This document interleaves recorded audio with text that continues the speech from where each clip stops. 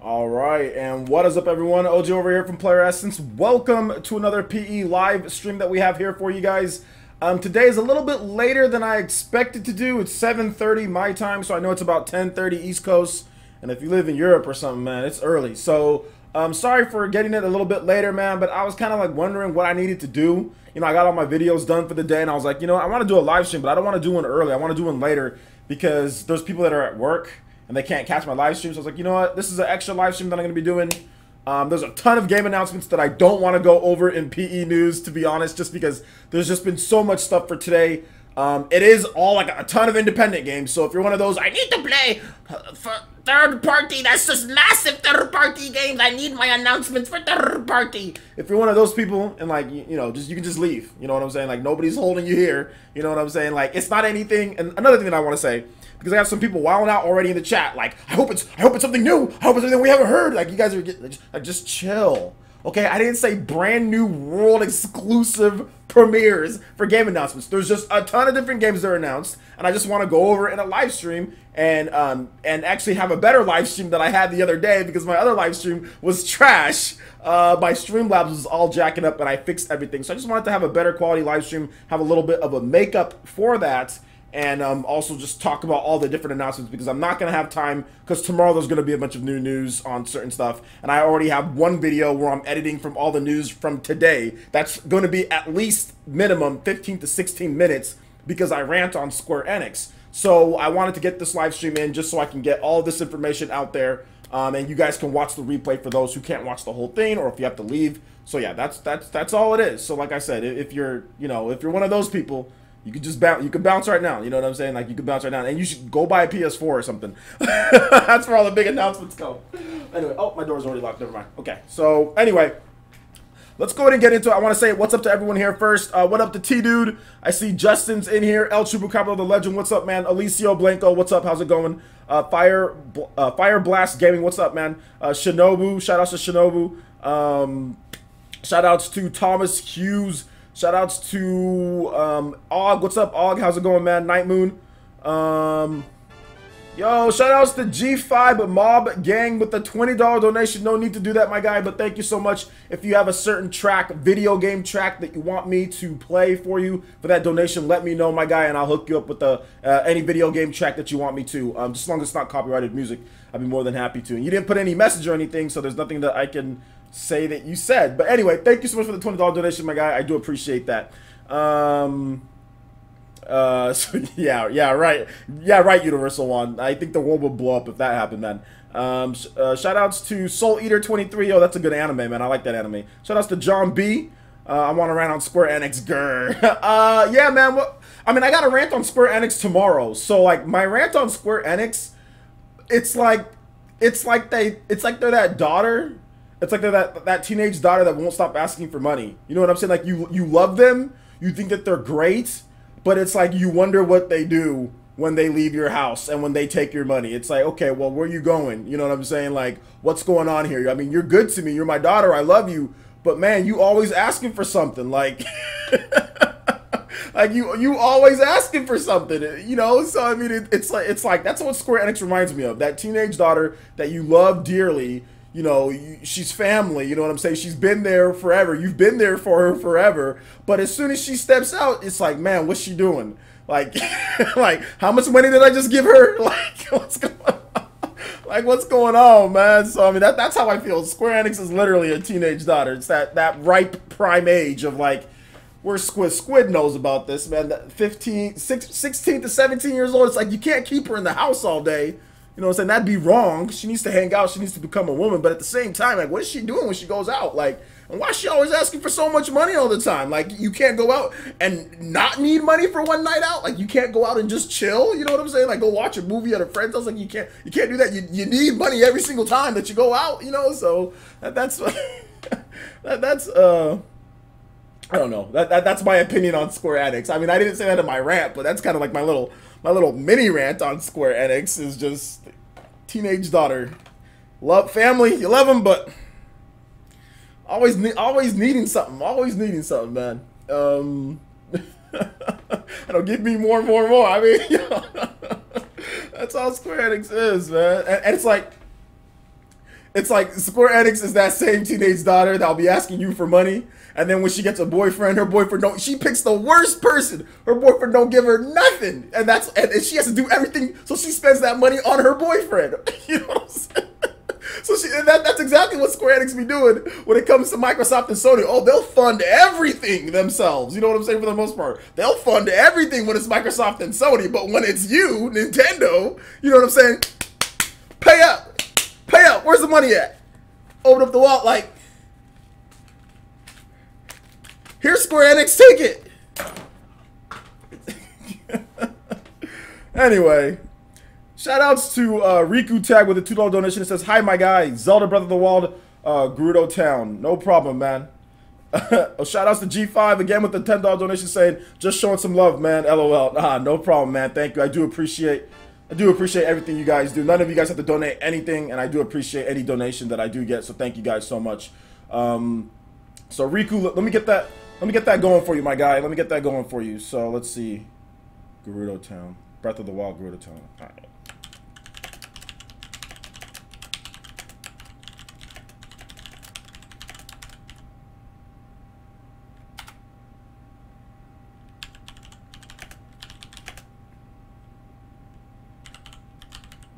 All right. Should get it going right here. He didn't tell me day or night, so I'm gonna go ahead and play day.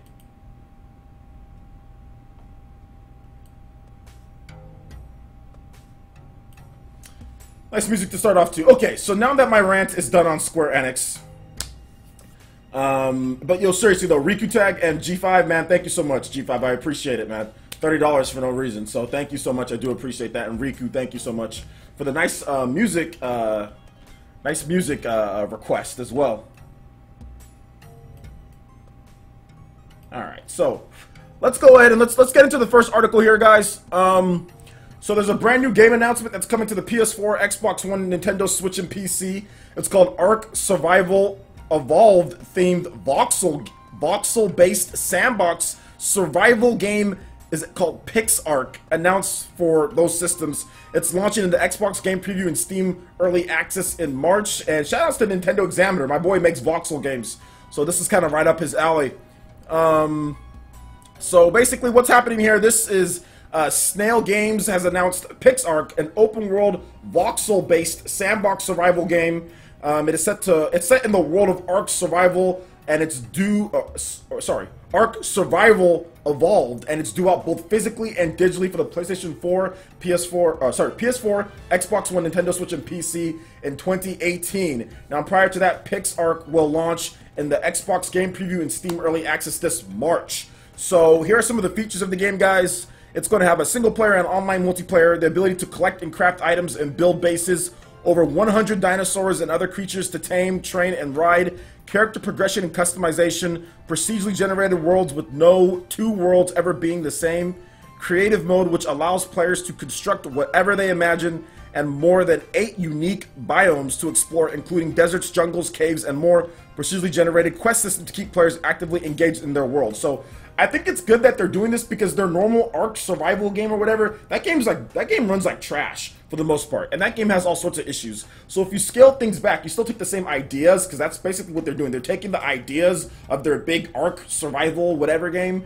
and then they're putting that into a game that's much more manageable. So this game is probably going to run good, probably not going to have anywhere near as many bugs or performance issues, and they can get their same ideas out there. Now, a little bit ago, we did hear that the developers of this game were interested in Nintendo Switch, but had nothing to announce when it came to the mainline Ark survival game. So maybe this is the secondary type of deal, or maybe this is basically what they were saying, like, hey, we have some interest in there, and maybe this is what we have for it. So not bad at all. I'll take it. I don't think we'll ever get the bigger Ark game, because that game's just unoptimized on consoles anyway. Even if you're playing on Xbox One X, there's still some issues. It like runs at like 30 frames per second and dips and stuff like that. Although there's performance modes and everything, but it's not even perfect on the most powerful hardware out there. So I mean, we'll see. We also have a donation as well. Shout out to Reggie Fees and May with the $5 donation through Super Chat. It says, OJ, talking about companies, you get a roast, and you get a roast, and everyone gets a roast. You get a roast, and you get a roast, and you get a roast.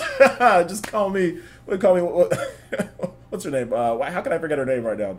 No, Oprah. Just call me OJ Oprah. You get a roast, and you get a roast. Everyone gets some pot roast tonight. Yeah, man.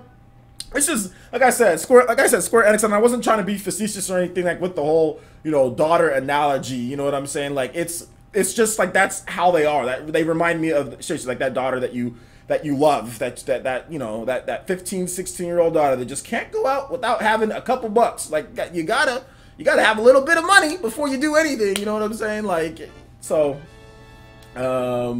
yeah.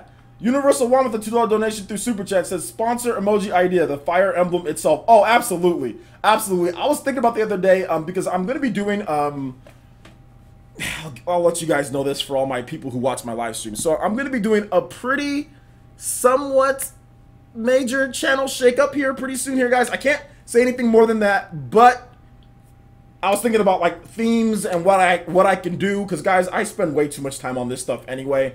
Because this is my job, yes, Fire Emblem. So basically, to answer your question, Fire Emblem emoji is definitely next. Like, if we hit 50 sponsors, man, that Fire Emblem emoji will be uploaded tonight. Like, as soon as we drop 50 sponsors, we're at 46. Once we get to 50, you guys will have that Fire Emblem emoji. It will be locked, ready to go. So yeah, that was something that I was already thinking about, because I was like, okay, I have Naruto, I have Xenoblade, I have Smash Brothers. What's next? And Fire Emblem, outside of Smash Brothers is probably my favorite Nintendo franchise, but just not counting Smash Brothers, because that's not fair, because there's Fire Emblem characters in there and it's like a mashup. So not counting Smash Brothers, Fire Emblem is my favorite Nintendo franchises, with a very, very close next of Xenoblade, and then a very, very, very close next of Zelda, but it's only Zelda Breath of the Wild. Breath of the Wild is by far my, Wind Waker's here. Wind Waker was my favorite Zelda game of all time before Breath of the Wild came out, but Breath of the Wild is, like, all the way up here. Like, Breath of the Wild is so much better than Wind Waker, it's not even funny. So it's actually vaulted the whole Zelda franchise to me just because of one game. So now I actually consider Zelda, like, in my top, 4 at this point, just because of Breath of the Wild, so So yeah, so Fire Emblem emoji will be coming, guys. Do not worry about that. Shout outs to Universal One. Thank you so much. So what do you guys think about Ark, man? You guys down for some Ark survival pixel voxel thingy?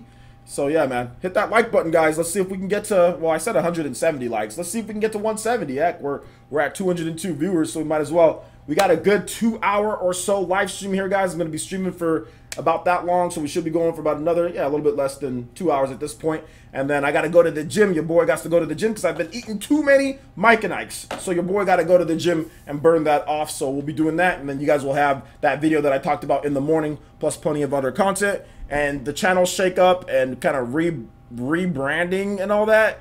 I'm also probably going to be doing some stuff with this room. I'm not even sure if I'm going to... I don't want to go too far. Okay. So, yeah, there's just going to be some new stuff, guys. It should probably be done by... When's the... As soon as... I mean, I have to go to the store and get some stuff. But, I mean, I would say by the... No later than February 8th will you guys have a brand new PlayerEssence. So, I mean, no later than 2 weeks, there's going to be a brand new PlayerEssence, brand new branding and certain things. I think you guys are going to like it, man. I think you guys are going to like it. We got to shake things up just a little bit on the channel. You know what I'm saying? So, yeah. So, I'm looking forward to it. So, let's go ahead and move on to the next game here, guys. So, action platformer, Castle of Hearts has been announced for the Nintendo Switch. And let me go ahead and bring up some pictures for you guys, too. So, we're going to go ahead and bring up some pictures just so you guys can get an idea of what these games are looking like. So it's just not me talking. So properties. So let me pull up the game here. Let's give you guys a little bit better.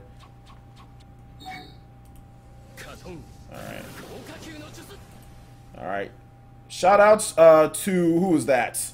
Shout outs to Master Dragon 7V with the follow, hitting us with that Fire Nation Twitch. Thank you so much for the follow, man. I do appreciate that. Please build up the Fire Nation over there on Twitch pretty strong. We're trying to hit 1,000 followers on there. So if you know any friends, recommend the channel here, man. We always doing live streams pretty much every single day here, Monday through Friday. And I'm looking into weekend live streams as well. Probably going to be doing weekend live streams once we do the channel rebranding. So thank you so much, man. I do appreciate your support. And you by far have had the easiest name that I've had to read on Twitch. Like Twitch people be having some crazy, y'all have the craziest names sometimes, man. So thank you, Master Dragon, for having a normal name so I can read it normally. I'm good at, like, I can read, man, but pronunciation isn't my strong suit. So thank you so much, Master Dragon 7V. I do appreciate the follow, my guy. Tommy W hitting us with that $1 donation said, I did not hit her. It's not true. It's BS. I did not hit her. I did not. Oh, hi, OJ. Also, thanks for recommending Xenoblade Chronicles 2. Just barely bought it, and it's just even better than I thought it would be. So yeah, no problem, man. I don't know what you're talking about at the beginning. We're talking about what I talk. Are you talking about like Square Enix with the whole daughter deal? I don't know, bro. Anyway, thank you so much. I do appreciate that, Tommy W, for the $1 donation, homie. Yeah, man. Xenoblade Chronicles 2, it's amazing. It's still the game that I'm playing for the most part. So the background that you guys will see on my live streams is pretty much going to be the game that I'm still playing, and I'm still playing Xenoblade Chronicles 2. But to be honest, I haven't had a ton of time to play video games this week and last week just because your boy's been working hard. Your boy has to work hard. Your boy has to take care of his little girl. So just basically haven't had as much time to play video games as I would have liked. But yo, but definitely, man, Xenoblade Chronicles 2 is dope. So let's talk about some action platformer, Castle of Hearts, being announced for the Nintendo Switch. This is pretty cool. So here's the game. Here's the game right here. Game announcements? I'm giving you guys game announcements. So here's the game right here. Let me go ahead and shrink it down and we'll put it right here just so we can see that. So basically it's like, it looks kind of like a Dark Souls vibe or something like that, especially like when you actually watch the game. But let's go ahead and let's talk about it a bit. So you can travel through 20 levels to reach the Dark Ruler's castle. So is it Krakow,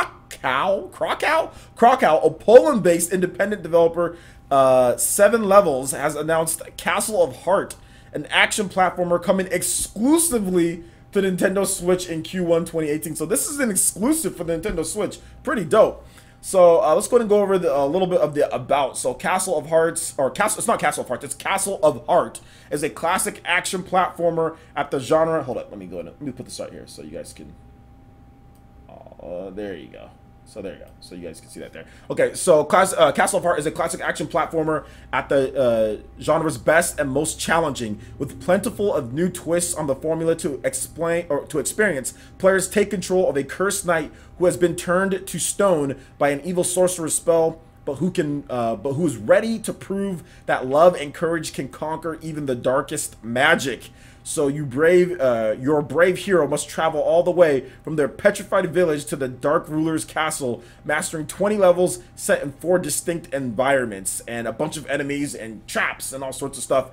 Beautiful handcrafted 3D graphics, challenging landscapes and gameplay. Here are some of the key features of the game. So a unique main character, a knight turned into stone who needs to keep fighting to void disintegration. 20 completely different levels in 4 beautiful environments loosely inspired by real-life locations. Roughly 50 types of both short and long-range weapons, allowing each gamer to find their own individual combat style. Yo, 50 types? That's pretty good for an independent game. HD Rumble support. Okay, I'm sold. I'm sold.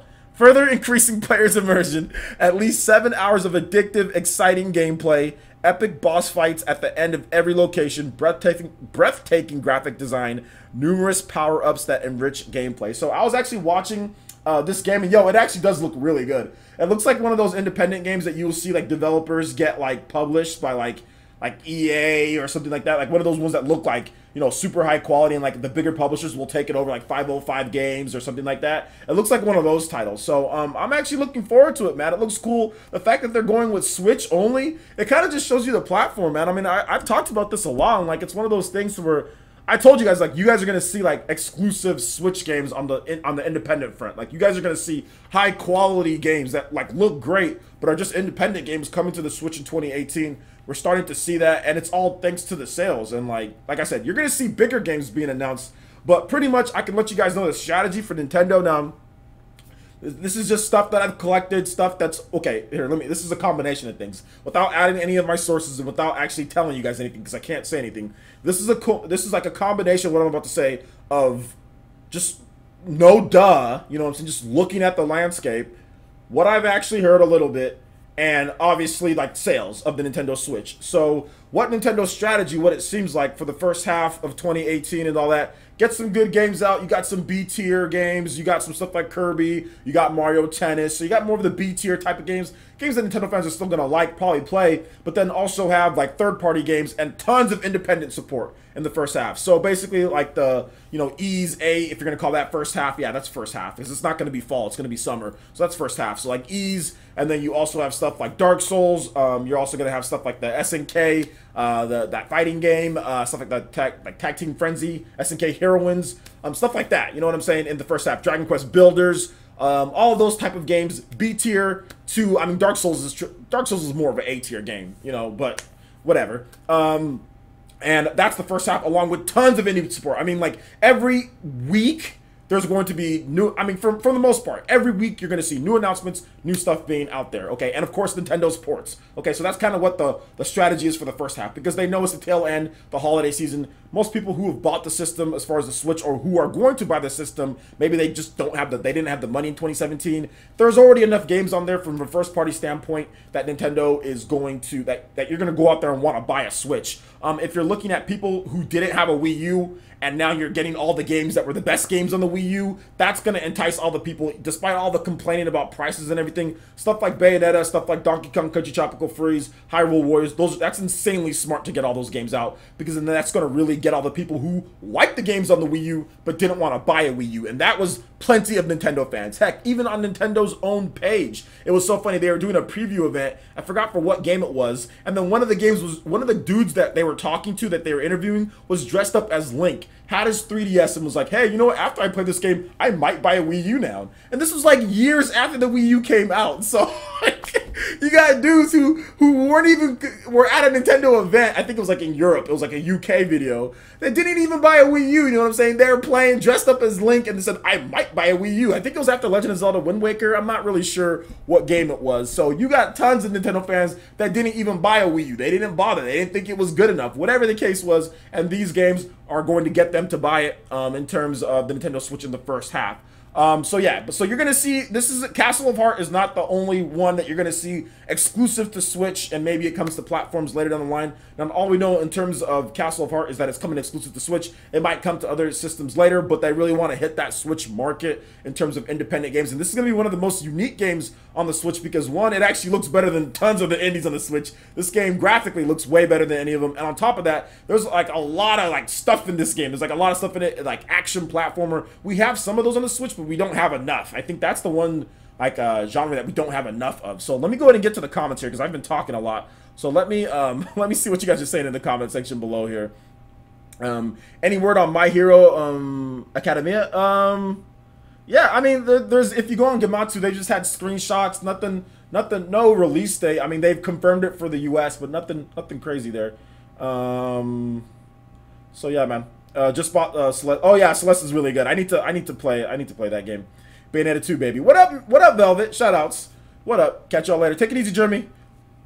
You guys hold on to your questions for the end. I'll make sure to get those answered. So let's go ahead and get into it here, guys. We've got some more announcements. Trust me, we'll have plenty of time for questions because I'm almost through with all of the content here. If you guys have any user topics that you want me to talk about, like anything like that, we'll do that as well because we still got a lot of good time. So let me see here.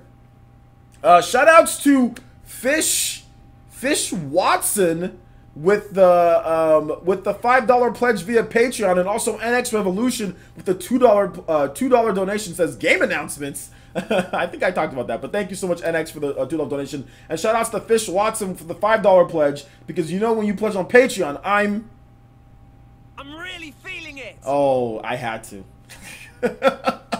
I'm really feeling it, so thank you so much. I do appreciate that, and I think with that pledge on Patreon, we are actually we've actually broke the 300 threshold for PlayerEssence on Patreon. That is a major milestone. Like I didn't know if I'd ever get there because there's times I got close and then it'll go all the way down to like 200. So thank you guys for all the support. We now have 121 Patreon Ninja. That is amazing. That's seriously, that's so good, especially after my first Patreon campaign failed. So thank you so much, Fish Watson. I do appreciate that, and to all the Patreon Ninja and everyone, heck, just watching. I do appreciate all the support.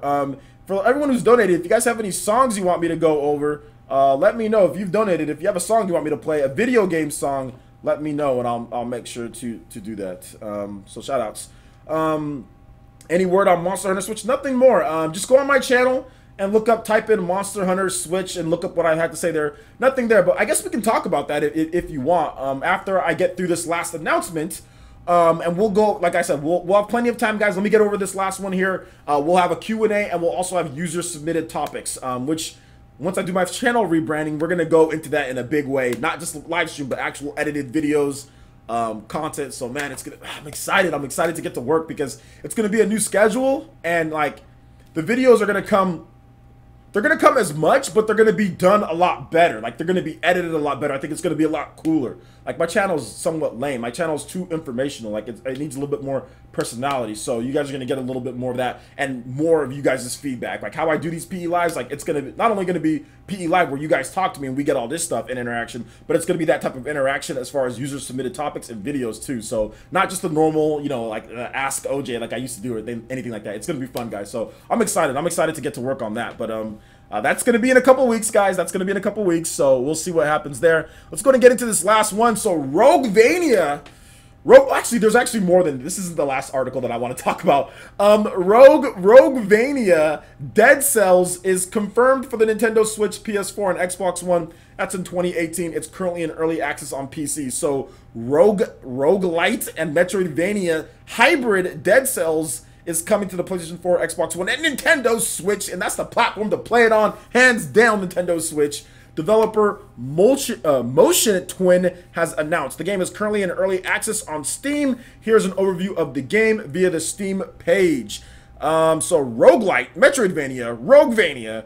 You grew up with the roguelites, witnessed the rise of the rogue elites, and even the birth of the rogue elite lights. Now we'd like to present for you consideration our Roguevania, the illegitimate child of modern rogue elite I think that's is it Roguelite? Roguelite? Not Rogue Elite. Sorry, I can't read, guys. That's what happens when you do this stuff live. Rogue Legacy, Binding of Isaac, Enter the Gungeon, Splunky, etc. And the old school Metroid, so Castlevania Symphony of the Night. So it's all built into there. Let's go ahead and go over the features. Roguevania, the progression exploration of the interconnected world with the replayability of the roguelites and the adrenaline-pumping threat of permadeath. 2D Souls-light action. Tough but fair combat, more than 50 weapons and spells with unique gameplay, and of course the emergency panic roll to get you out of trouble. You need that panic roll. You must have the panic roll. Your game is a 4 out of 10. Non-linear progression. Sewers. Also your ramparts. Once unlocked, special permanent abilities allow you to access new paths to reach your objectives. So that's the Metroid kind of built into there. Opt for the path that suits your current build, your playstyle, or just your mood. If you're feeling, I don't know, chill. I don't know, grab a boomerang. I don't know. Exploration, secret rooms, hidden passages, charming landscapes. Take a moment to stroll the towers and breathe in that fresh sea mist infused air. So there's also some other features as well. There's a trailer that they're going on. So this is what I talked about though, which makes like the Castle of Hearts games, that game that I talked about, and like this game Dead Cells different. Is like this game Dead Cells has like pixel art, where like the Castle of Heart game, that game has like fully 3D like graphics on a 2D plane. So we're getting all styles of games, guys. I mean, Dead Cells, this is a game that like the developer talked about this a little bit ago. Support, like, are they going to bring the game to the Switch? And they're like, oh yeah, that's something that we'd like to do. And yeah, they did it. So so good stuff there, man. So good stuff. So hold up. Okay, never mind. I thought I saw something on there. I was like, what happened on my screen? So yeah, man, it's good to see Dead Cells coming over. It looks like a cool game. It's right up my alley. But there's so many games, man. It's getting to the point to where it's just like, yo, like really? There's so many games that are coming out. It's absolutely crazy, man. Say Rogue again. Rogue. The Switch is home of indies. The Switch is definitely home of indies. The PS4 got way more indies, but it's becoming the home of indies. It's the best place to play indies too. It's like why buy indies on the PS4 and only have it on your TV when you can buy indies on the Switch and have it on your TV and on the go. So I mean, it just makes sense for indies to come to the Switch. I mean, and independent developers are going to keep coming. But this is the reason why, like, I think that it's important to support indies, because here's the thing: like, we got the announcement that I talked about earlier in a PE news video, like the new collaboration between Zoink Games and Image Inform. They are joining forces under one banner of Thunderful, and so a brand new studio. They're going to combine forces. They have around 50 people that could put, and they're going to collaborate to make games, so they can make higher quality games. They can make bigger and better games. Yo, imagine a SteamWorld game with 50 people on it. You know what I'm saying? Just to give you guys a little bit of a comparison, like I talked about in my PE news video, Panic Button, a port studio, has around 40 people. You know what I'm saying? So I mean, they obviously are given the resources and the source code in order to port their games and make like Wolfenstein and all that, but that's just the type of manpower that you would need to port over like a AAA style game. Most independent developers aren't 50 people. That's actually more like a normal, I wouldn't say a normal modern studio, but I would definitely say that's like a studio back in the day that created like Super Nintendo games and stuff like that. That was definitely them. Like Nintendo worked with studios like that. Nintendo still to this day works with studios with less than that. I mean, Intelligent Systems has 100 and something people, but 100 and something people don't all work on the same game. I mean, we've seen people actually make less than that. Like Shadows of Valentia was definitely made by less than 50 people. Like Fire Emblem Echo Shadows of Valentia was easily made by less than 50 people, you know, or around that. So the fact that they have that many people that could potentially make a game, and why are they doing this? Oh, well, maybe it's because SteamWorld Dig 2 sold 300,000 plus copies on the Nintendo Switch. So when people are sitting there hating on indies, you gotta support them, because those indies will eventually become bigger and bigger. Remember, the indie revolution or indie movement is not old. Like, this is new. This is not something that's old in this industry. Really, indies haven't really even had their time to shine. Big developers have had their time to shine from pretty much the beginning of the video game industry for the most part. I mean, not the very beginning, not like the late 60s/70s, but we're talking about like the Atari age and on. Bigger developers, and really with the formation of Activision from then on, you know, that's when bigger third-party developers really started getting into the fray. And by the Super Nintendo days and all that, there were a number of them. But indies really haven't had their time to shine. Like, really, it only started, I would say for real, it only started like maybe with like the PS3 Wii generation, it's the 7th generation where indies really even had a chance. And even then on Nintendo systems, indies weren't really a thing in terms of being treated fairly, you know, because Nintendo didn't treat indies fairly. You know what I'm saying? Like, that didn't even start until well afterwards. So I would probably say like the Wii U for them. So this is really the time for the independent developers to mature and get better and get better. And you're going to see announcements like this where they join forces and they create, you know, this type of bigger team to where now they can make better quality games. So that's why I hate when people be trashing independent developers as if like they can't become better, you know what I'm saying? As if they can't make bigger and better games with some support, with some help. Everyone starts somewhere, you know, nobody starts at the top already, you know what I'm saying? Michael Jordan, or whatever the case was, the dude wasn't winning 6 titles when he was a baby or when he was in high school. You know, you have to get better, you have to grow, you have to get experience, you have to lose, you need support, you need people to help you. So I hate when people trash indies, because then if you trash indies and not buy their games at all, then we never get bigger studios, you know what I'm saying? So I'm really happy for Image and Form. This is a big deal for them, and this is going to create better games. Like, yo, imagine a SteamWorld game, SteamWorld Dig 3 on the Switch with like way more money put into it, like a fully 3D engine. Like, imagine that. Yo, imagine the type of possibilities. Imagine like a brand new SteamWorld RPG, like a SteamWorld Heist that's like on steroids. Imagine, those are the type of things that we can get with these independent developers that join forces because we're supporting them. So I'm really happy to see this, man.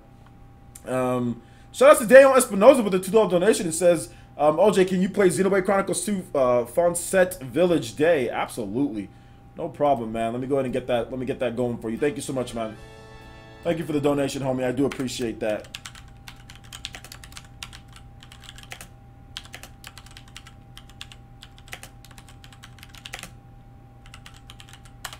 All right. Okay, let's go ahead and put the day track here. Good 4 minutes.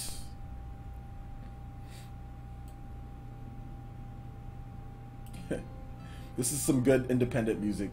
Little Village, you know, got a lot of big dreamers that want to go out there and explore the world.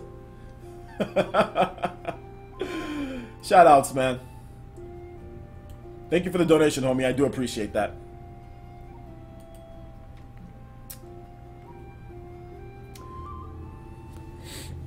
Hellblade, it can be adapted for the Switch, but they'd have to make a number of adjustments for it.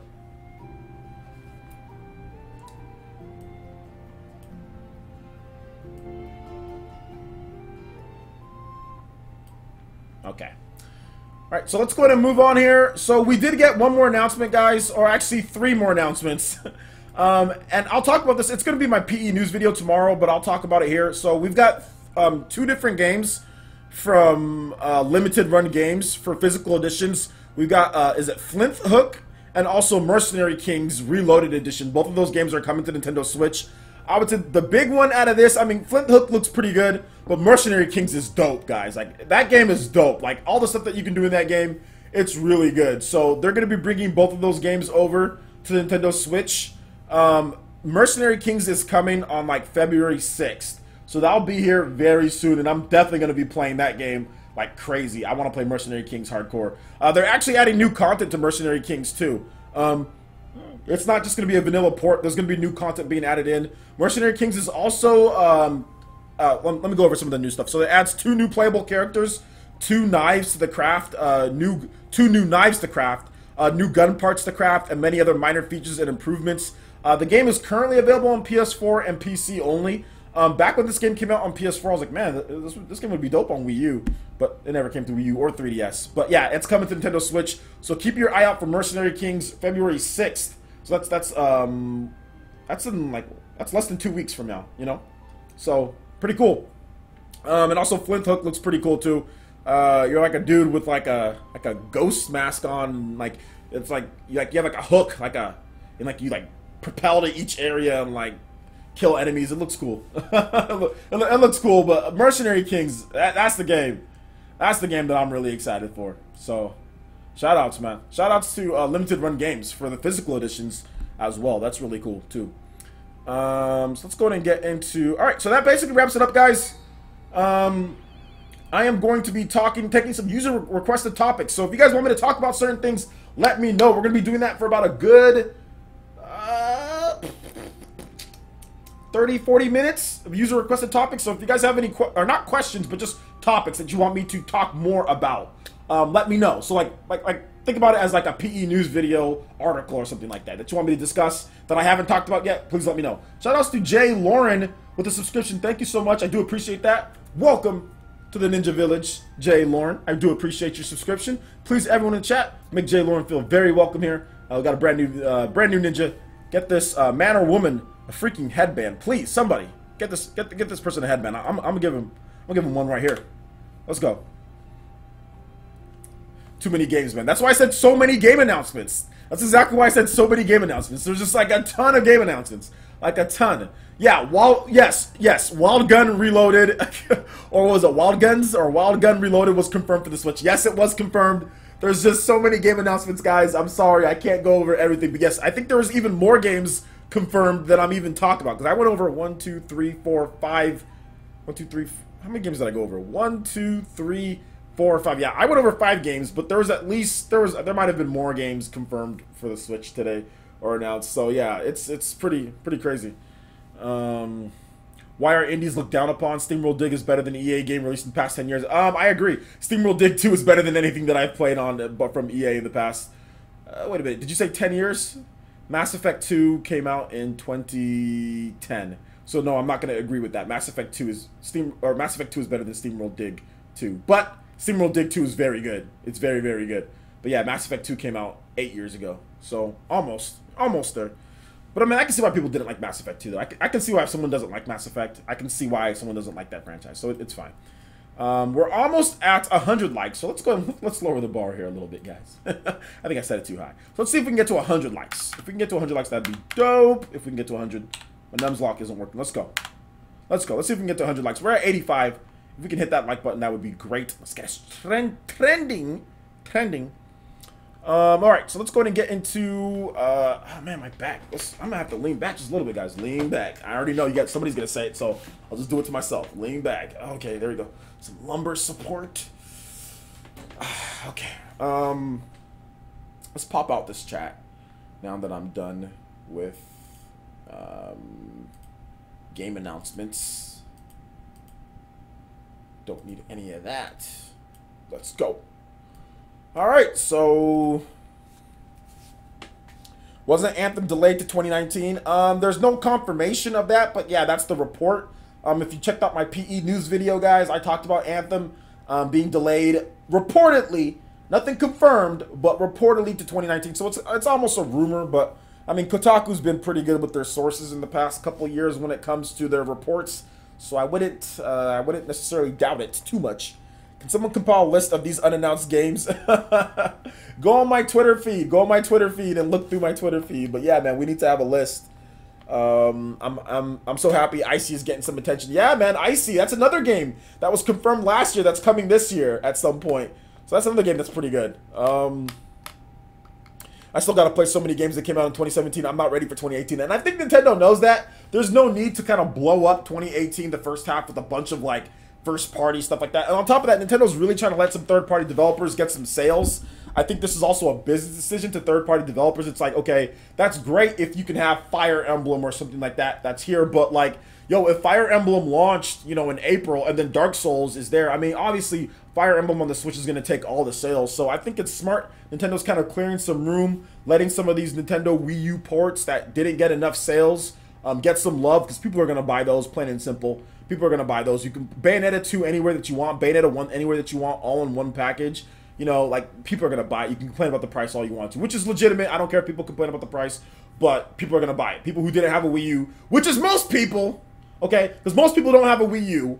And a lot of people who are buying Switch that don't have Wii U. I mean, come on, let's just be real here, guys. The Nintendo Switch has probably outsold the Wii U at this point. I mean, we don't have official sales, but it's probably done it by this point, or it's going to do it very soon. So yeah, it makes sense. But anyway, Nintendo's, you know, kind of having those ports out there. If you've already bought the game on Wii U, don't buy it.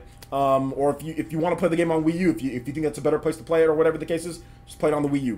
But for everyone else who didn't buy the Wii U, which is millions and millions of people, they're there. And then on top of that, then you have like the third-party games like Dark Souls. You have the third-party games like Dragon Quest. You have all those games that are coming. A lot of indie games. We also have what was it? Payday. Payday is another, you know, B tier, double A type of game that's coming to Nintendo Switch, you know, so that game is almost getting lost in the shuffle. Can you believe it? A game with as much content as Payday is getting lost in the shuffle, and it has a timed exclusive character, Joy, you know, that's cleverly named, with the colors of the, you know, the Joy-Cons and all that. So, I mean, like, that's a big game right there for February. I mean, people aren't talking about that enough, so awesome stuff, man. New additions to Animal Crossing Switch. You know, I'm not a big enough Animal Crossing fan to really suggest anything. All I would like to see in Animal Crossing Switch is more interactivity and even potential combat in some way. Like, to where, like, you can go off to a dungeon and, like, you know, do something. I don't know, like fight some enemies or something like that. Although I think Animal Crossing fans would absolutely just kill me for what I said right now. But I mean, I would like to see it more than just like collecting stuff and like participating in like fishing tournaments or whatever, or fishing events. I want to see a little bit more action in Animal Crossing, but that's just me. I'd even take like jet ski racing, being able to play like volleyball. You know, like I'd even take like more mini games built into just like lifestyle simulator, because like all their mini games aren't really like mini games in Animal Crossing, right? Unless like you're playing like little consoles in your house, they have those like in Animal Crossing on the GameCube, you can get those. But I would just like to see like potentially like, you know, like let's say like you can go jet skiing, you know, like, and you can race against the other people in the village, or you can play like a volleyball mini game, or like a soccer mini game that you can play against the people in the village. Like I just want to see more action in Animal Crossing. It's too boring. It's too like housework. I feel like whenever I play Animal Crossing, I feel like it's like, okay, well, why am I sitting here making my virtual house when my house is looking like trash? Like I need to clean up my actual house, or I need to clean my actual room, or I could actually be hanging up posters in my room. Like, why am I doing that in virtual world when I can be doing Animal Crossing, when I need to be doing Animal Crossing in real life? You know what I'm saying? So like, I mean, like, it just reminds me of like stuff that I should be doing in my house, not be doing in a virtual world with the animal looking dude talking to Tom Nook and these people. So that's my thing with Animal Crossing. Shout outs to KAG Reacts. I saw his name inside here, so shout outs to KAG. Make sure you guys go subscribe to his channel. Fat Joe reference. Fat Joe reference. Let's go. Any word on Morphe's Law and that MOBA game that was announced as of winter 2017? Yeah, there's actually been plenty of that, G5. The MOBA game that was announced in winter, that is Arena of Valor. I just talked about that recently. I noticed that a lot of you guys didn't watch that video. It's got like barely got 1,000 views.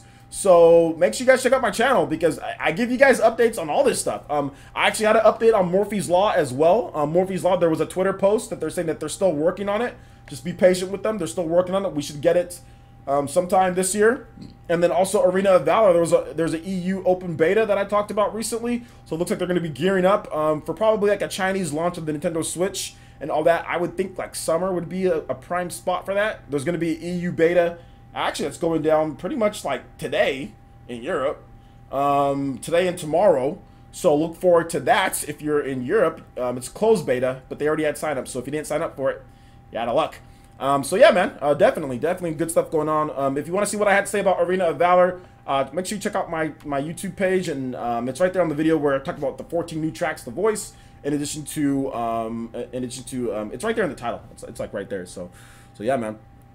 Brian Hodge, that's a question, but I'll answer it. It says, what do you think we wait, hold up, OJ, what do we think the big E3 game will be for Nintendo's booth to be based around? I would probably say like Fire. I think Fire Emblem is going to be there, because Dark Souls is May, so I don't think they're going to launch Fire Emblem before E3. I think they're going to launch it after E3. I think that might even be like a big holiday game. I think Nintendo might actually make Fire Emblem like a focal point so it can sell better. So for example, we saw this with Xenoblade Chronicles 2, right? Nintendo said, okay, we're not going to do an early release with Xenoblade Chronicles 2 like we did before. In Japan, they did that. They did a staggered release. They did in December for America and Europe, and then they did like, I think, April for Japan. We're not going to stagger it. We're going to release it all day one, have everything localized, ready to go, and I think that benefited them because they did it December 1st, which was kind of cleared out of Super Mario Odyssey territory, but still in Super Mario Odyssey territory, because Super Mario Odyssey actually, I think it actually sold more.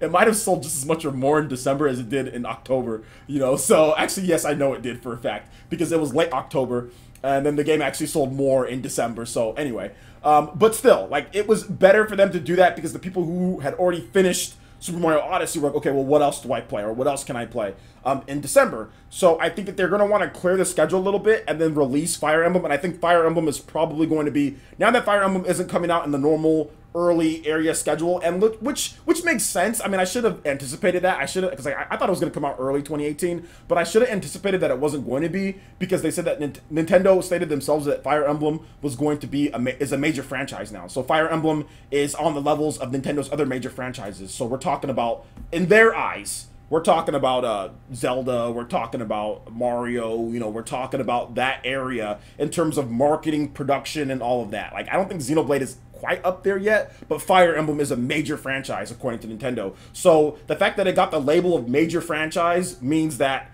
you know, and the fact that it got the label of major franchise and the fact that they said this is going to have beautiful graphics, it's obvious that they're going to try to make this bigger than what it's ever been before. I mean, Fire Emblem Awakening is the biggest Fire Emblem game in terms of production value and style that we've ever gotten. Like, Fire Emblem Awakening was the previous record holder. And, I mean, no shots to Fire Emblem Awakening. You guys all know that I love Fire Emblem Awakening. Now, Fire Emblem Fates was a bigger production in terms of what they did with everything, but it was built on the same engine. So I'm not going to sit there and say the same thing. Like, they actually crafted a whole new engine and everything for Fire Emblem on there. They did a bunch of different things. They marketed it a lot more. They kind of gave it everything they got, you know, which was still nothing compared to other games that they do. But even, what I'm trying to say basically is that Fire Emblem has kind of catapulted the whole, okay, this is just a little 3DS or a mobile game. Okay, this is a failure before, like, you know, it's went from that to, okay, this is a big game. So I honestly feel that Fire Emblem is probably going to be the big game for 2018. I think it's going to come out, you know, October or November. I think Nintendo's probably going to let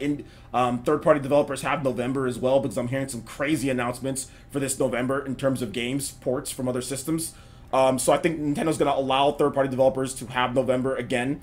Or they're going to have Fire Emblem there and then have other games that are completely different from Fire Emblem. So almost like, you know, like they did before. I mean, we saw them kind of clear out November, October. That's when Fire Emblem Warriors came out, and Mario, and then December. So they literally cleared out all of November for third-party developers. And we saw Doom, we saw LA Noire, we saw Resident Evil Revelations 1 and 2. We saw just like a bunch of great games. Skyrim came out in November. All of those games were in November, the big ones. So I think that's what they might do again. I mean, they might not. But Fire Emblem is probably going to be their big 2018 game. I think they're going to have another, probably like 2 or 3 more big 2018 games, but I think they're going to stagger it in the second half. So we're probably going to see it maybe like October, probably going to see it September, maybe July. We're going to see another big game then, and then one more big game. And then third-party games are going to be very, very big, a key vital role this year, guys. Like I said, I can't say anything because it sucks, because I wish I can tell you guys, but I can tell you I know of 3 pretty big third-party games. Some of you guys can probably already guess them because it's already been hinted and all that, but like, I know of 3 pretty big third-party games that are coming out this year that you guys are going to want to play on the Switch. So, I mean, if you have look, if you have a PS4, PC, or Xbox One, you can buy the third-party games if you want to, but don't be mad if there's a Switch version later you end up double-dipping. Like, if you end up double-dipping on some of these games that are being announced and coming out, don't get mad, you know what I'm saying? Don't get mad. And I'm not talking about Monster Hunter, guys, so don't go out there and not buy Monster Hunter because you think that I'm hinting that Monster Hunter is coming to Switch. Monster Hunter World isn't coming to Switch. Now, I personally feel Monster Hunter is going to come to Switch, but it's going to be a completely different game. It's not going to be Monster Hunter World. It's going to be a different game. So, don't think that I'm insinuating that, but I'm just saying, like, don't get mad if you have to double dip. I'm just letting you guys know. Nintendo's really trying to make sure that third-party developers have success, not only indie developers, but bigger developers as well. And I spent way too much time on that topic, but we've got time. So anyway, OJ, man, is there any way actually to find out if Digimon is a paid exclusive by Sony? No, there's no way that I can find out, but I could dig into it for you, man. 420 would be a good date. Labo versus God of War, hype for both platforms. Yeah, that's an awesome date. Labo, man. Brian Hodge, I already answered that. Any word, I already talked about that. Okay, so if you ask a question, let's see here. Fire Emblem won't sell an additional 20 million units, though. Fire Emblem, I never said Fire Emblem would sell additional 20 million units. I just said that Nintendo said that Fire Emblem is going to be a big showcase for them. So it's not only going to be Fire Emblem. I said there's going to be at least another 2 to 3 other big games as well. I mean, that could be any other stuff. You know, that could be any other things. But I'm just letting you know right now that Fire Emblem, in my opinion, is going to be a big holiday game for them. And I said there's going to be 2 to 3 other big games as well. So it's not. There's going to be a combination of things that are going to sell 20 million units. First of all, once momentum. Let me just talk about this, KG. Once momentum starts with a platform like the Nintendo Switch, it doesn't really stop. Nintendo has already released enough big games that's going to sell at least 10 million systems pretty much every single year. Nintendo's released enough of that, and the content is enough, and the concept is good enough to sell baseline 10 million. Even if Nintendo had a couple big games a year first party, and all third party after that, that's enough to sell 10 million by itself. Now, 20 million, selling that, it's going to take a few different big games and some third-party announcements. It can't just be first-party. It needs to be third-party as well. So what I'm trying to tell you is that people are focusing on, okay, well, what's the big Nintendo game that's going to sell 20 million consoles? I think people need to shift more of the attention to all the people who didn't buy the Nintendo Wii U, buying the Nintendo Switch, for games that they didn't get on the Wii U, but they wanted, but they didn't buy a Wii U. On top of that, third-party games that are going to be big, that people are going to want on the Nintendo Switch, and then those couple big hitters. I think that's what people need to shift. If I were you, that's what I would shift the attention to, because like I said, sales on a baseline platform, Nintendo's going to sell 10 million units, barely. I mean, they can literally put out 2 or 3 big games this year, and they'll probably sell 10 million by itself. You know what I'm saying? Selling 20 million? Like, I mean, look at Sony. You know what I'm saying? Sony sells so many different systems. How does Sony sell so many systems?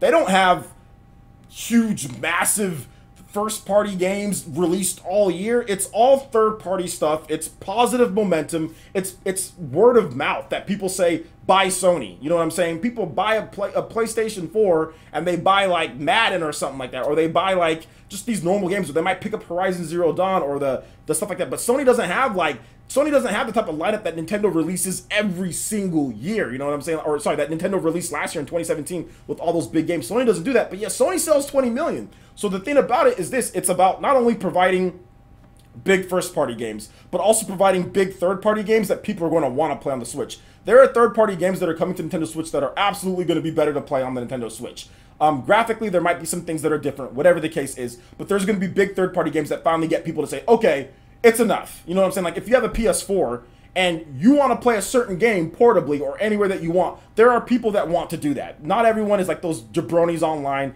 that sit there and say, oh, well, I can just play the game on my TV. There are a lot of people who want to play games mobile. There are a lot of people who understand that mobile is really good, and to be able to play a game anywhere that you want is good. And when we get those third-party games, like a Dark Souls, you know what I'm saying? People sitting here crying about 60 frames per second. Dark Souls anywhere you want is good. People are going to buy it on the Switch. It was actually one of the best sellers on the Switch on Amazon recently.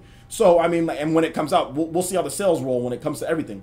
But these are the type of things that I'm talking about. It's stuff like, I mean, Dark Souls was just the beginning. That's just the beginning of a big announcement. If you think that there aren't more big announcements like Dark Souls, I would say, man, hey, look, just wait and see. Dark Souls is just the first one that they've talked about. The World Ends With You, that's just the first one in terms of reboots. There's going to be more reboots that are announced when it comes to third-party reboots, when it comes to third-party ports, current generation ports. Like, that's the thing. People are focusing way too much on what is Nintendo going to do when it comes to, like, 20 million. Like, are they going to have, like 10 Pokemon games or something like that? Or are they going to have, like, 10, like, another Mario and all that? They're going to have stuff, guys, but it's going to be a lot more varied, a lot more diverse. And like I said, baseline is 10 million. They're going to sell 10 million units no matter what. They're going to sell 10 million units no matter what. They don't need the same type of lineup that they needed in 2017. Like, they don't need that. But even if you look at 2017's lineup really only had like 2 massive games. Like, in terms of like Nintendo big sellers that moves it, well, three. It had Splatoon, which is a huge seller in Japan more than other areas, but it had Splatoon, it had Mario, and it had Zelda. Those were so there was only 3 games that really moved systems that you would say is traditional system seller. Everything else was supplemental. ARMS, supplemental. What else was it? Fire Emblem Warriors, supplemental. Xenoblade Chronicles 2, supplemental. All the other games that Nintendo released were supplemental. Nintendo will have at least 3 big games for this year. That's going to happen. So they're going to have at least 3 system-moving games, but they're going to have a lot more third-party support and a lot more other things that's going to balance things out. 2017, that had great support towards the back end with third-party games, Whereas this time, we're actually getting bigger third-party games on the first end, and then even more on the back end. So you guys will see. It's hard to, like I said, it's hard to say stuff without me actually giving up what I know. There's people out there that know a lot more than me, but based on what I've heard so far, I mean, I've heard of at least, like I said, 3 to 4 pretty big third-party games coming to Nintendo Switch, which I'm excited about, that I know for a fact are better to play on the Switch. Just because graphically, I mean, like I said, there might be some differences, 900p or something like that, or, you know, might, I don't know, drop a frame when someone blinks an eye. I don't know, some Digital Foundry crap. But overall, most people are going to be like, yo, that game's dope on the Switch. I mean, think of it as this. Like, I'm not saying the size of the game, but think of it as like the lore of, like, let's say like Bloodstained Ritual of the Night. Why would you want to play Bloodstained Ritual of the Night outside of like trophies? You know what I'm saying? Bloodstained Ritual of the Night coming to the Switch. Everyone's hyped about the Switch version of Bloodstained Ritual of the Night. The Bloodstained Ritual of the Night developers hyping up the Switch version. Why are they hyping up the Switch version? Because the Switch version you can play anywhere that you want. It's dope to play on the Switch. It's cool. You know what I'm saying? Like the Switch is as cool finally as the other systems. It has that credibility for the most part. Now there's still some trolls, but for the most part, the general consensus among consumers is that when they see a Switch, when they see this device, I'm gonna take off this Bozo the Clown thing that I have on here.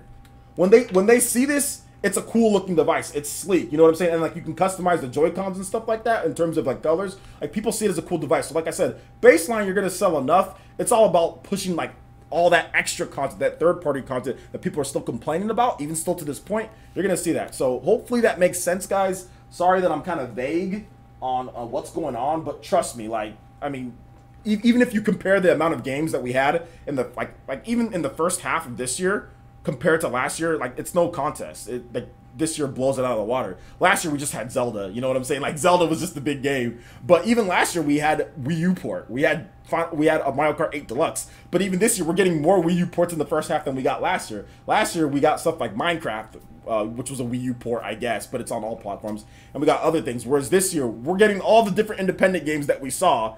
But then we're even getting more, and then we're even getting stuff like Dark Souls, which did not come out last year on the Nintendo Switch. Like, we didn't get any third-party game in the first half that was as big as Dark Souls. We got no game as big as that. Not talking about revenue-wise, because, like, obviously Minecraft is huge. But, like, the biggest game that we got in the first half in terms of third-party on the Switch was Minecraft, Street Fighter 2, Disgaea. You know, like, these are the type of games. All those games came out in May. You know what I'm saying? So... And then June was ARMS, and that was pretty much it. And then I think we got, what was that game? We got that, like, that where you fight a bunch of people on screen. I forgot what it's called. It's like that by Xseed. I forgot what that, Fate Extella. We got Fate Extella in the summer. And that's about it, guys. I mean, like, people don't realize kind of how slim things were. I mean, we got indie developers that were, I mean, we got Fast RMX. We got Shovel Knight. We got other things. But this year actually kind of blows out in terms of full scope of games. This year actually already blows out almost the first half of 2017. It was just that we got Zelda, so everyone was happy, you know. Whereas we don't have a game as big as Zelda. That's the only things that we don't have a game as big as Zelda. The only big, like, we've got Kirby, which is the new game, but Kirby's nowhere near as big as Zelda. So that's the difference people are seeing. But in terms of overall games and scope and quality, oh, this year already blows away the first half of last year. It's like not even close. OJ, this is for you. This is for you to buy Earth Wars. Dead serious. The game is very nice. Nice just to be $5. Okay, no problem, man. Thanks, Universal One. I do appreciate that $5 donation, and I will definitely check out Earth Wars. Since you said it's for Earth Wars, so I will definitely use it on Earth Wars, just like I used your 29 that you gave me the other time on voice, man. I love that game, and it's also getting the controller support. That's why I keep on. Universal One is the guy that actually makes me keep on reporting on voice, because he was nice enough to give me the money to buy voice. So that's the reason why I keep on reporting on it, because of Universal One. So shout outs, man. Thank you so much. And I will check out Earth Wars. I think I talked about Earth Wars. I'm not a big fan of the art style, but still, it looks good. Now, guys, I've been talking for way too long, and I'm sorry about that. Let me go ahead and get into you guys' more of you guys' stuff. Let's see here. Who's looking forward to? Okay, I need to get more. I know. I need to change the shell on those gray Joy-Cons. I know, G Money. My bad, dude. I'm gonna get some different color Joy-Cons. I just wanna. I'm kind of hoping. I thought Nintendo would bring out some midnight blue Joy-Cons. I'm kind of waiting for those, but I mean, I'm probably just gonna go to the store and pick up. You know, I mean, well, at this point, I can't really spend any extra money right now, to be honest. But maybe I'll wait, maybe till next month. But because like right now, like I said, I'm doing some major stuff, so don't really have a ton of extra money to spend. So I've been putting off my Joy-Con my new Joy-Cons for a while. I probably should have bought the different color Joy-Cons. Like I should have bought the Switch with the different neon and Joy-Cons or whatever in the first place. But you know, whatever. So yeah, at some point. Jeffrey Augustine. So what time is it? Okay, it's 8:30. So yeah, if you guys have more topics, give me more topics to discuss, and I'll be more than happy. If you've already put in your topic, I'm sorry guys. If you can repeat it, that would be great. Just because I was talking way too long, I'm terribly sorry about that. But I want to make sure that you guys have a good show that's full of content and me blabbing about things. So Cameron Van Ness with a subscription. Thank you so much, homie. Welcome to the village. I do appreciate your subscription, and everyone in chat, please make Cameron feel very welcome to the village here. I do appreciate you stopping by, my guy. Get this man a freaking headband, please. Somebody. I'm gonna get him one right now. All right. Know anything about Fallout? Rafi, who's that? Rafi? My guy Rafi. Nah, man, nothing about Fallout for right now. Basically, what you can look forward to is Wasteland. I mean, obviously, that's not the same as Fallout, but, I mean, it plays like the old Fallout games, Fallout 1 and 2. So look forward to Wasteland if you're a Fallout fan, especially if you're an old school Fallout fan, and maybe we'll get some information on Fallout. But I wouldn't be surprised if Fallout came in some way, shape, or form. I think Fallout 3 could be a potential game. Maybe even Fallout 4, but we have to wait and see on those ones, man. YouTube and Twitter, Toby's. What's going on here, man? Are you gonna get Dragon Ball Fighter Z, OJ? Yeah, I plan on maybe getting it, but there's a reason why I'm not getting it, and I don't want to talk about the reason why I'm not getting it. Like, I don't want to buy it right now. There's a certain reason, but hey, man, you know, whatever. Have you heard anything about when Project Octopath Traveler could come out? Yeah, man, Project Octopath Traveler, it's looking like it's going to be a summer to... It might fit that Fire Emblem Warriors slash Pokken tournament slot, the September to October type of range. It's looking to be that style of game. Maybe sooner, maybe even summer, but we'll have to wait and see. What I really want is Shin Megami Tensei 1 and 2 Virtual Console official translation. Oh, that'd be nice. That'd be really good. Ernest Seaton says, is the Nintendo Switch going to pass PS4 less than a year? That's an interesting way to...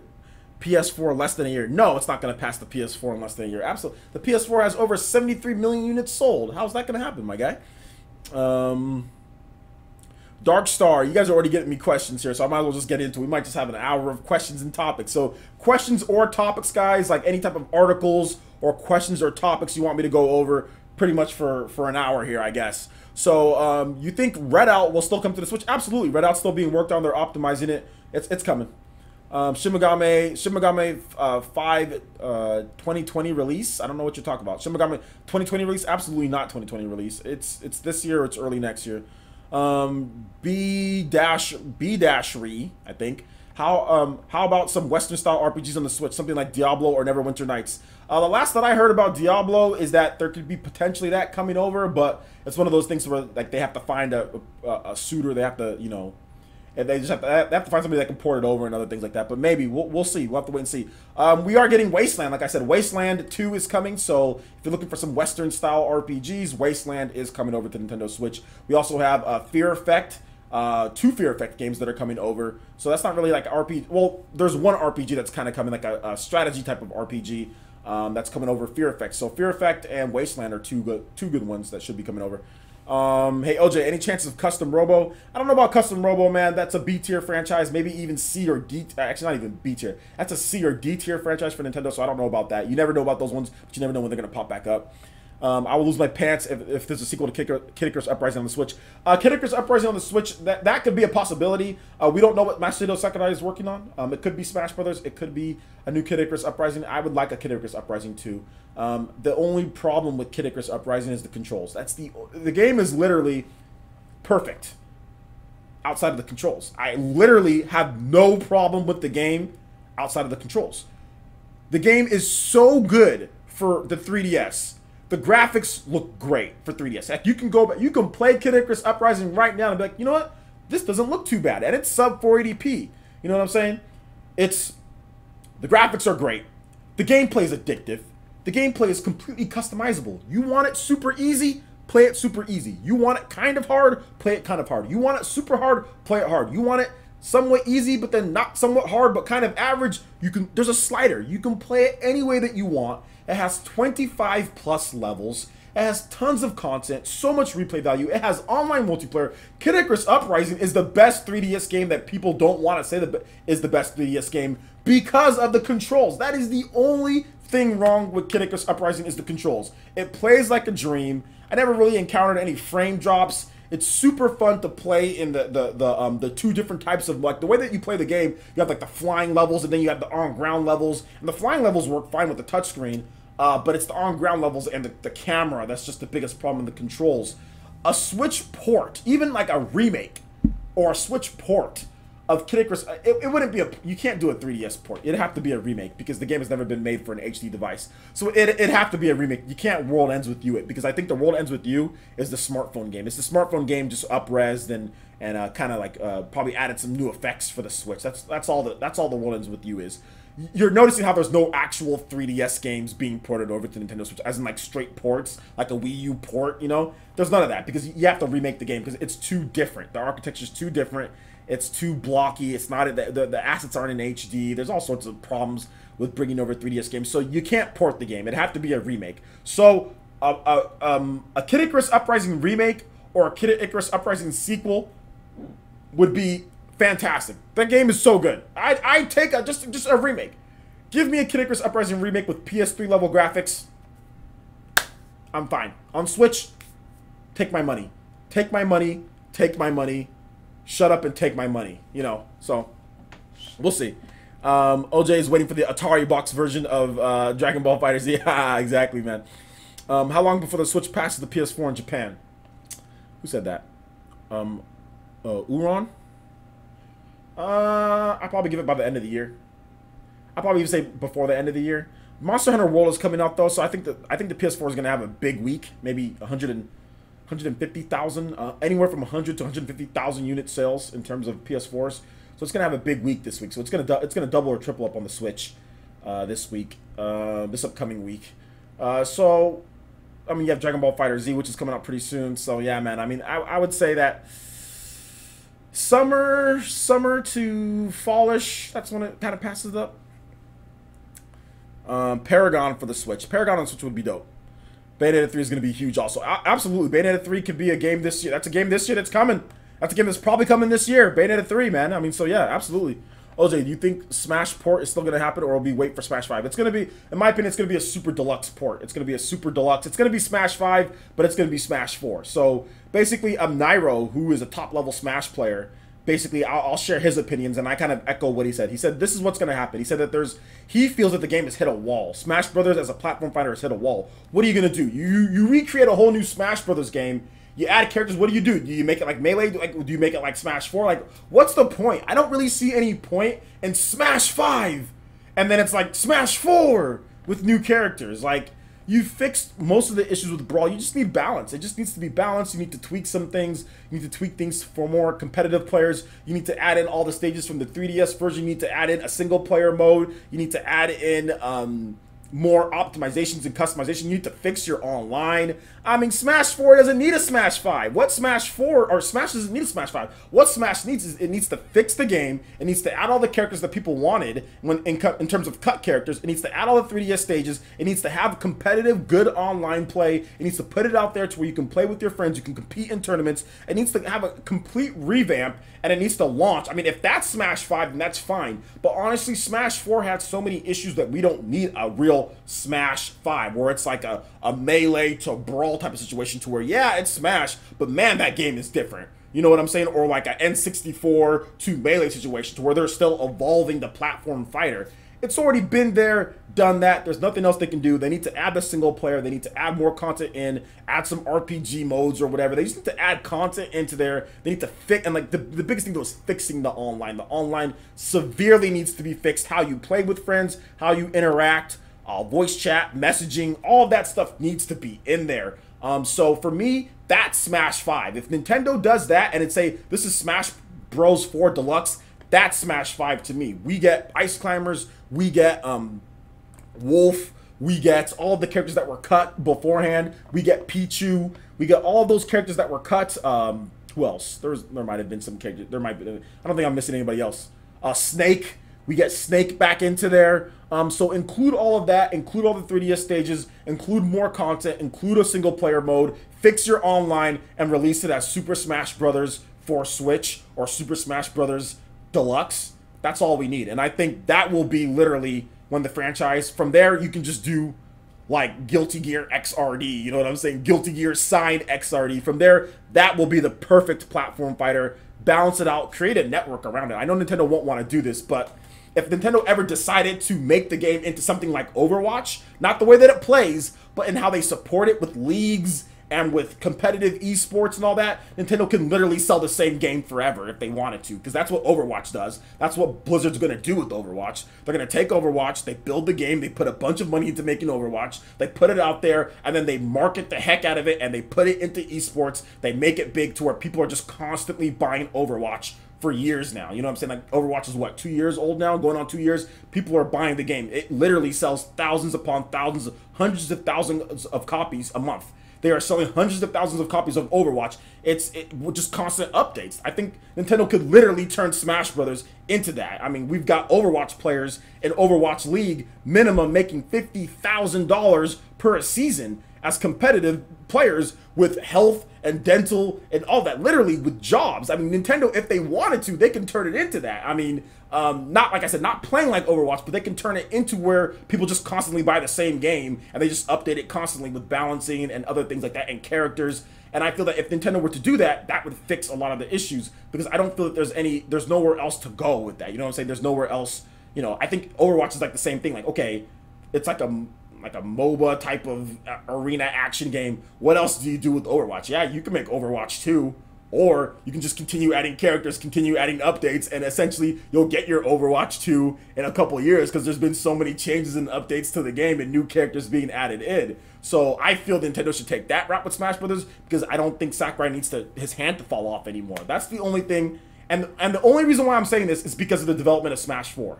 The development of Smash 4 and Smash Brothers Brawl literally Sakurai's hand almost fell off. There's no need for that. There's no need for that anymore. Smash Brothers does not, you don't need that to where you're creating the game from scratch every time. It plays too similar to what they've been doing in order for them to do that. So that's just my opinion on that. Nairo feels the same opinion in terms of just taking all that content that I talked about and putting it in there, and that being Smash 5, you know. So yeah, man. So I think I spent too much time on that. So let's see here. Please, Snake, absolutely.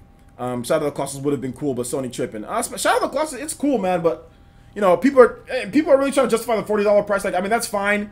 Obviously the graphics are good, but there's literally nothing added. You can't play the game portably. And the game will literally be $20 because nobody's gonna buy that game, because Monster Hunter World and Dragon Ball FighterZ, those games just came out, and Shadow of the Colossus comes out next week, I think, or no, the week after. It comes out February, so I think people are going to be buying Monster Hunter World and Dragon Ball FighterZ. I think it's going to completely be overshadowed by those games. But, you know, if people think that it's worth $40 to spend, all right, but you guys are going to look silly when literally the game is discounted to $20 in like in a couple months. Like, it'll be discounted in a couple months. So if you want to spend $40 on it, go ahead. But hey, we'll see. I'm not hating on Shadow of the Colossus. I think Shadow of the Colossus is great, but to me, it's like, Shadow of the Colossus is one of those games, it like maxed out the PS2. You know what I'm saying? Like, it was already really good looking. It was washed out, the colors weren't as good, but the game was already really good looking. The controls were a little weird. Obviously, the controls are a lot better in Shadow of the Colossus. And if you've never played Shadow of the Colossus, then I have no problem with people spending the $40. If you want to spend $40, go ahead, spend it. But for those who have already played it, there's no new way to play the game. It has better controls, I agree. It has the photo mode, which is good. It has great graphics. It has great graphics, which is also really good. But as someone like myself, I've played Shadow of the Colossus multiple times.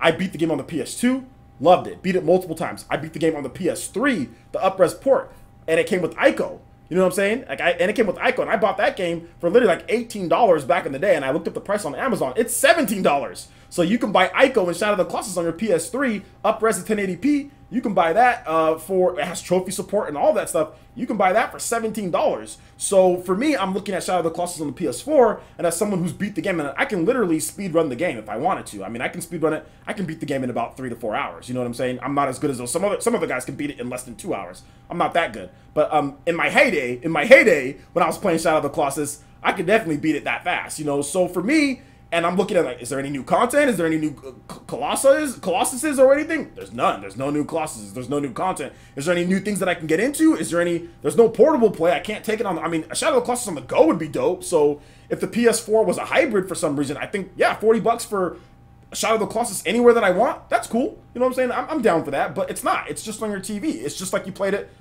a decade ago. You know what I'm saying? Like, so for me, there's not even a new way to play it. It just looks better, which is great.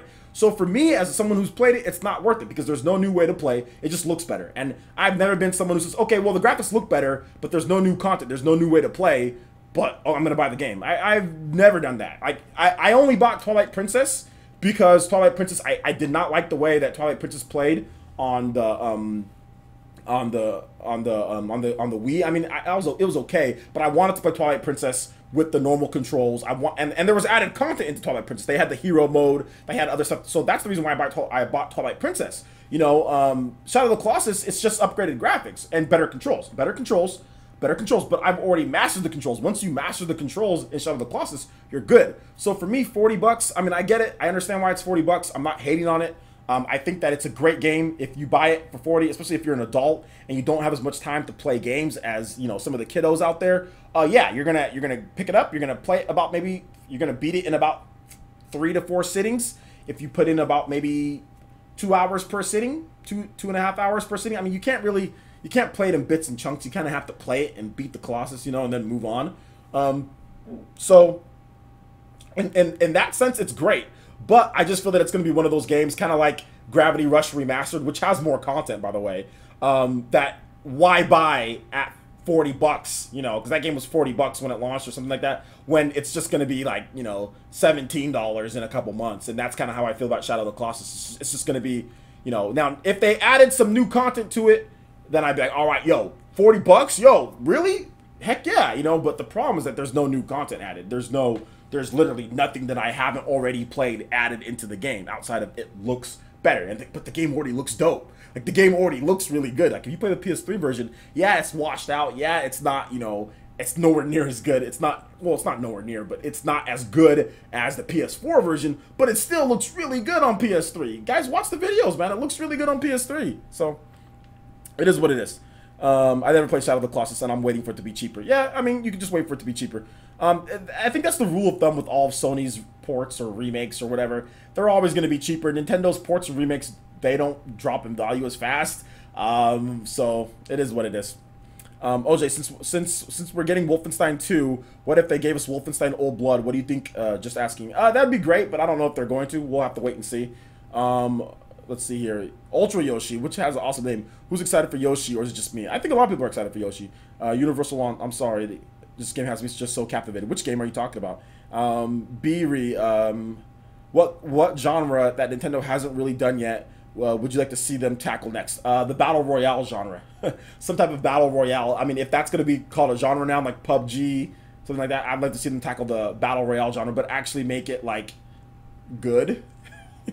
I mean, I'm not trying to say, like, Fortnite and all that is bad, but, like, those games, it's like, there's no reason to continue, like you play with your friends and it's fun, but you lose everything after you're done playing, and there's just a ranking. So I like to see them make like a cool, like, RPG style battle royale, like battle royale style of games where you play with your class. Like, let's say someone levels up and they have certain weapons that they might start out with, or powers or abilities. Like you'll be separated from those people, and people play with their class as they level up. So I'd like to see Nintendo's take on the battle royale genre.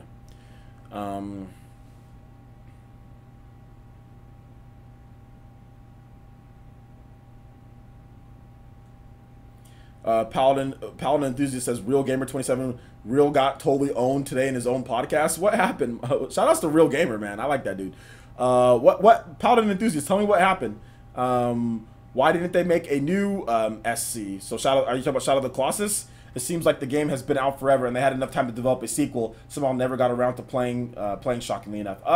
Yeah, man. To be honest, they never really make sequels to those type of games. Like, the guy who makes it, I think is like Fumeda or whatever his name is. Sorry, no disrespect to the guy who makes it, but the guy who makes Ico, the guy who makes Shadow of the Colossus, The Last Guardian, those are all in the same vein. He doesn't make sequels. The man is literally Sony's Hideki Kamiya. He doesn't make sequels. He only works on new games, and they're all kind of loosely based on each other in terms of things. You know what I'm saying? Like, so his next game that he worked on was The Last Guardian. So that's the reason why we haven't seen a Shadow of the Colossus sequel, because The Last Guardian was in like such a long development period and almost canceled. So that's the reason why we haven't seen a Shadow of the Colossus sequel yet. Maybe we'll get one if this one does really well, but I'm pretty sure that he's probably going to move on to his next intricate type of storytelling weird game that he does, because all of his games, if you look at Ico, you look at Shadow of the Colossus, and you look at The Last Guardian, they all have that same like visual style to it. You know what I'm saying? Like, they all have that same style to it, and that's what that dude does. Those are the type of games that he makes. He doesn't make sequels, so that's the reason why. OJ, did you play Celeste? It got a 10 out of 10 from IGN. Yeah, I need to play the game. Everyone's been talking about it. I'm probably gonna go download it. OJ, I have an idea for Fire Emblem fully 3D Towns. Yeah, I would expect that down, right? Because Fire Emblem's going on the Switch, so yeah, I think we're gonna get fully 3D Towns, dude. Super Smash Bros. Battle Royale, no. G5, no, not Super Smash Bros. I said I'm like a new IP, not taking an existing IP and put it into Battle Royale, a new IP. You know, kind of like how they did Splatoon. You know, they can make another type of shooter, but make it like a Time Splitters type of deal, but Battle Royale Time Splitters, that type of style. Can't wait for Hyrule Warriors. Yeah, man, a lot of people are going to be excited for that game. G Money says, I don't even care about the new Pokemon at the moment. Hope it doesn't release for a while until it's 100% ready. Just want to play old Pokemon on the go, even some GBA or even GB Pokemon. Yeah, man, absolutely. I heard Celeste is amazing, but I don't know if I'm going to buy it yet because I already have so many games that I want to play. I want to buy and play. Absolutely, I agree. Miguel Rose Paladin just kept getting very salty about Sega and Microsoft Game Pass. Well, I mean, the Microsoft Game Pass, obviously, it's gonna be polarizing. I don't know if anybody can get owned on that. You're gonna have people on both sides. You're gonna have the people who love digital and who love all that, and you know they're gonna push towards that because there's people who buy digital games anyway. There's people who have already spent money on the Game Pass. So if you're someone who's already felt that the Game Pass is a good idea, why are you not hyped about this? Obviously, there are people, probably thousands of people, who have bought into the Game Pass. And if you've already bought into the Game Pass, now you get every single first-party game day one with your Game Pass. That is great if you're into the Game Pass. If you're into spending $180 a year for online play and also $10 a month for the Game Pass in order to take full advantage. Because all these first-party games, guess what? They all have online multiplayer. Oh, and guess what? Online multiplayer costs money. So if you're in that camp, Game Pass is muy bueno. Now, if you're like me, and if you like, you know, having these things called games, if you grew up in that era, or even if you like actually physically holding big games, you know what I'm saying, physically grabbing them and saying, oh, I'm going to play a game today. And then you go like, oh, here we go. Here's a game. And then you go, oh, here we go. I'm going to put in this game and I'm going to play. Like, if you're like that, then Game Pass is absolute trash. Because Game Pass is, you don't own anything. This is, and look, people trying to bring up Netflix, man. This isn't Netflix. Video games aren't passive experiences where you go like this and you watch it and you're like, you know what I'm saying? Video games is that you are playing, you are having fun, like you are interacting. It changes, it's dynamic, it's different. Update, content patches, online play. Gaming is not the same as Netflix, man. I can watch my daughters, I can watch Mr. Peabody and the Sherman Show so many times. It does not change. I've seen them go back to when the toilet was created how many times now? It is not different. It is the same thing every single time. I can sit there and watch Cat in the Hat a million times. It's the same Cat in the Hat, knows all about that. It's the same little black dude and the little black girl going off on adventures. Nothing changes on Netflix. Every time I boot it up, it's the same thing. So people trying to compare Game Pass as if it's to Netflix, as if it's the same. It's not. The only thing that's the same thing is that it's digital content on there, but it's not the same because video games are more organic. You want to grab the game, you want to put that game in there, you want to play different content, and you don't have as much time. Like Cat in the Hat and all those things, that can be a time filler. You know what I'm saying? Like, whereas games take a lot of time. So for me, paying $10 a month for something that I don't even own, basically a never-ending rental contract, is trash. It is super trash. I do not want to pay $10 a month and then have to pay for online to take advantage of all the games. You know what I'm saying? I don't want to do that. So for guys like me, Game Pass is so silly. It's the silliest thing ever. I'm not going to waste my money on. I'm not going to wait $10 a month. $10 a month. I don't even have time. What adult? If you have enough time to play all those games that they offer, you need to, as an adult, you need to evaluate things, because you could be spending that time, if you have a family, spending that time with your family. If you don't have a family, making a YouTube, making some extra money, putting it away for a future family or for a rainy day, whether it's doing YouTube, whether it's making podcasts, I don't care. But as an adult, if you're out of college, you need to be working. You know what I'm saying? And that's the reason why I don't play video games as much, is because your boy works a lot. Your boy works for you guys, okay? I want you guys to play and be informed about all the video games, because a lot of you guys, some of you guys are older, some of you guys are younger. Play as much video games as you can when you're younger, because when you're older, you need to work. You know what I'm saying? Like, I work 10, 12 hours a day. I don't got time to be sitting here paying Game Pass. There's 100 million games. I don't even have time to play all the games. I barely have time to play the games that I want to play. You know what I'm saying? So for me, Game Pass is stupid. I'm not paying $10 a month for that. You know, like I'm not paying for any of that. So yeah, man. Jose, you should continue your Resident Evil Revelations 2 playthrough. Yeah, I should actually. Battle Network 7 would be amazing. Yeah, it would be amazing. So let's see here. OJ, thanks for showing me to the Best Buy Gamers Club beats Amazon. Yeah, Best Buy Gamers Club beats Amazon. If you're in the US and you have a Best Buy that's near to you, go with the Best Buy Gamers Club instead of Amazon. Game Pass for you to play games that you never buy. GameFly without the wait. Yeah, pretty much. I tried GameFly. I didn't like GameFly either, man. So for me, as an adult, it's just about save up and buy the games that you want to play and work. Like, if you don't have the money, you better be working.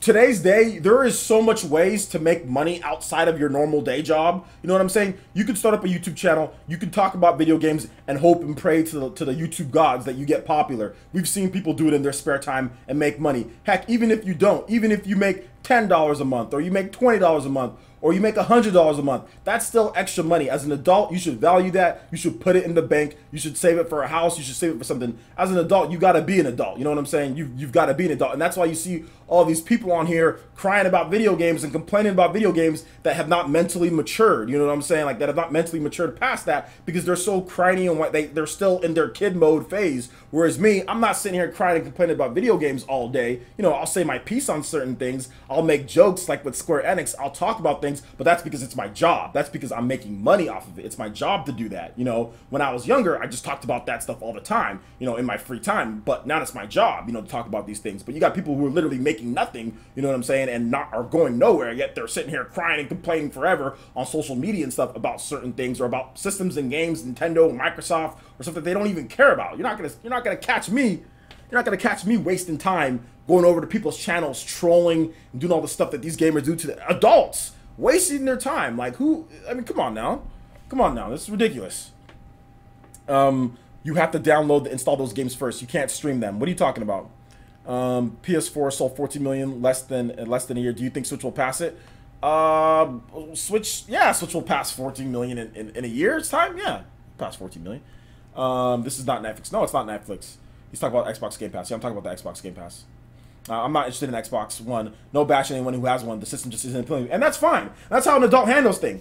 I'm not interested in something.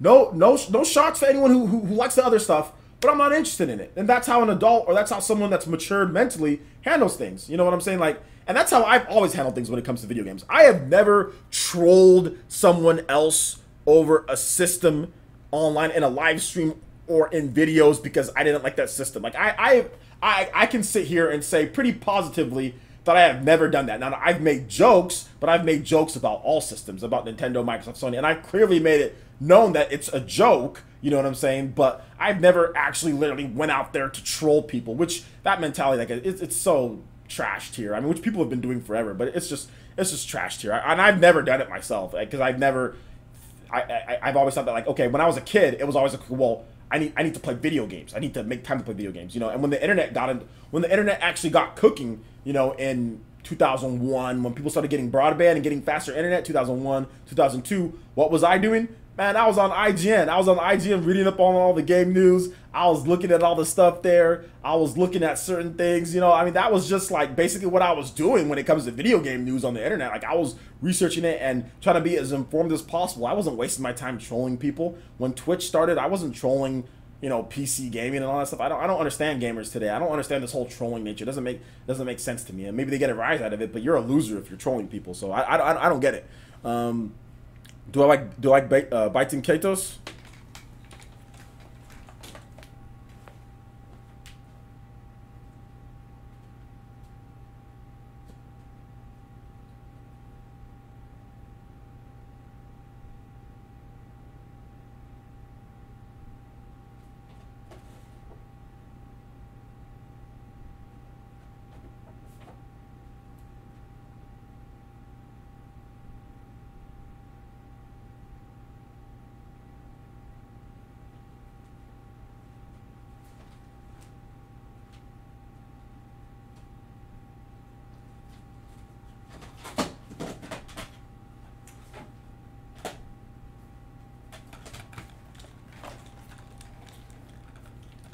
Yes, I have to find my disc here. One of my favorite GameCube games of all time. Oh man, disc 1 and disc 2. Good stuff. Good stuff. I had to get out here and I had to show you it. I love this game. I love this game. I love this game, and I love for Nintendo to bring back this franchise. I want it. I want it. I want it. Nintendo, please, if you're listening to this podcast, which I know that you're not, please bring back this game. Bring back this franchise. I want it. I needed to show you guys to know that because like you got a lot of fake people out here that are sitting here saying, "Oh yeah, I'd love to see this back," and they don't even have the games. I want to show you guys. Not only do I have it, I have the other one too, but it's somewhere there. I don't want to. It's lost in my sea of games. That's another reason why I need to remodel things, because I have way too many games. They're all just thrown into there, and I can't even see my sea of games. There's just so much stuff. I just saw this one first, so I just got this one, but I have the first one as well. I want this one. I want it. I want it. I don't get the trolling too, OJ. It's no wonder people view trolls as losers living in mom's basement. Yeah, or addicts. I mean, it's one of those two. So yeah, man, I agree. Bamco is lazy not to bring the real games to Switch. Oh, don't worry about Bamco. They're bringing real games to Switch, and we got Dark Souls, so that's already one pretty real game, pretty good and real game. So don't worry about that, man. We're getting more Bandai Namco games. We're getting My Hero, the Academia game. We're gonna be getting some other good stuff too. So I wouldn't worry too much about Bandai Namco. They're gonna be bringing stuff. Don't just be patient. Let's see here. I've never played. What type of game is it? It's a card-based RPG. So think of like a card-based, think of like Yu-Gi-Oh!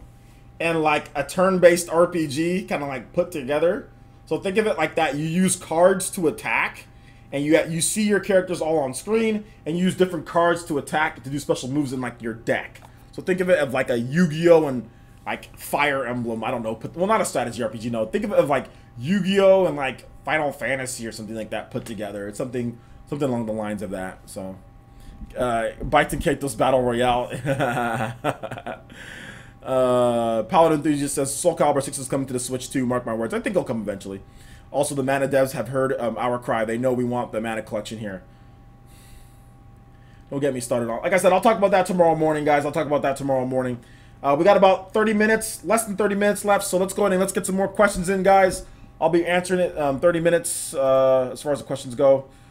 If you guys have any music requests, remember music requests with any donations. So if you guys have any music requests, let me know in terms of if you're going to donate. That is, if you're going to donate music requests.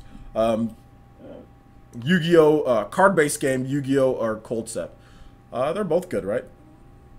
Hi, I'm going to look into it. Thanks, OJ. No problem, man. Look into it. It's really good. If you have a Dolphin emulator, just do Dolphin or something like that. You can do that. It's no problem. The game's so old right now, so it doesn't matter. I mean, anytime you buy it, it's not like you're... I mean, people talk about, like, pirating and all that, but it doesn't matter with this game because there's no way to buy it new anyway, and, like, people sell this game for way more than what it should be being resold for, you know? So, I wouldn't even give the people who are reselling it for higher than it should be, I wouldn't even give them money. I would just look into Dolphin. I don't know why I gave them my money, to be honest.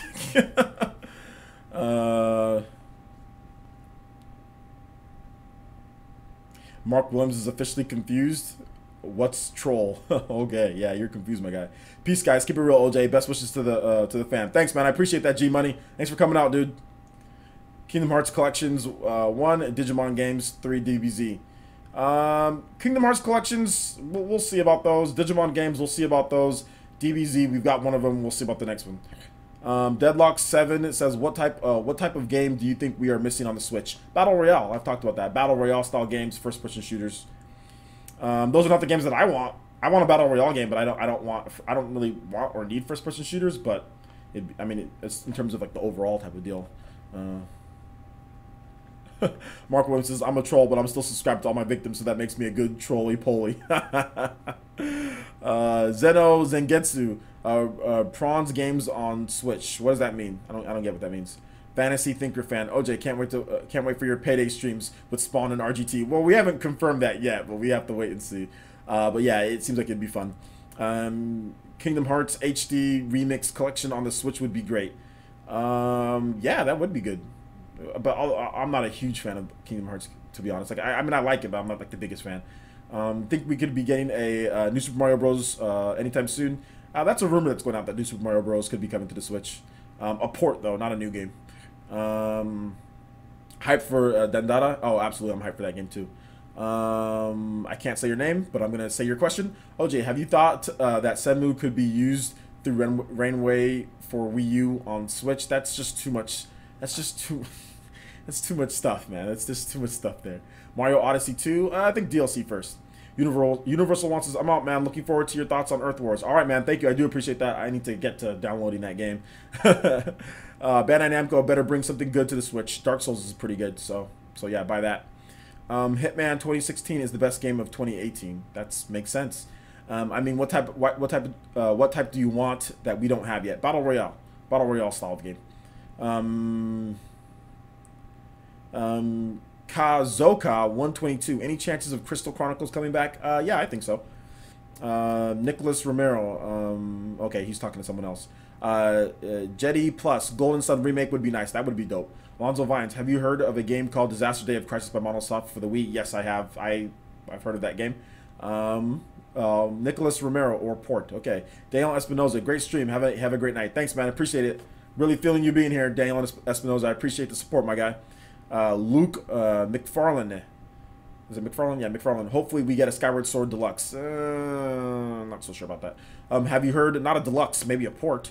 Have you heard any information on Sakurai? Is he busy? He should be busy. Yeah, from what we've heard, he's busy working on something, but nothing concrete. We don't know. Kevin Rivera, Golden Sun, I hope that comes back. Absolutely.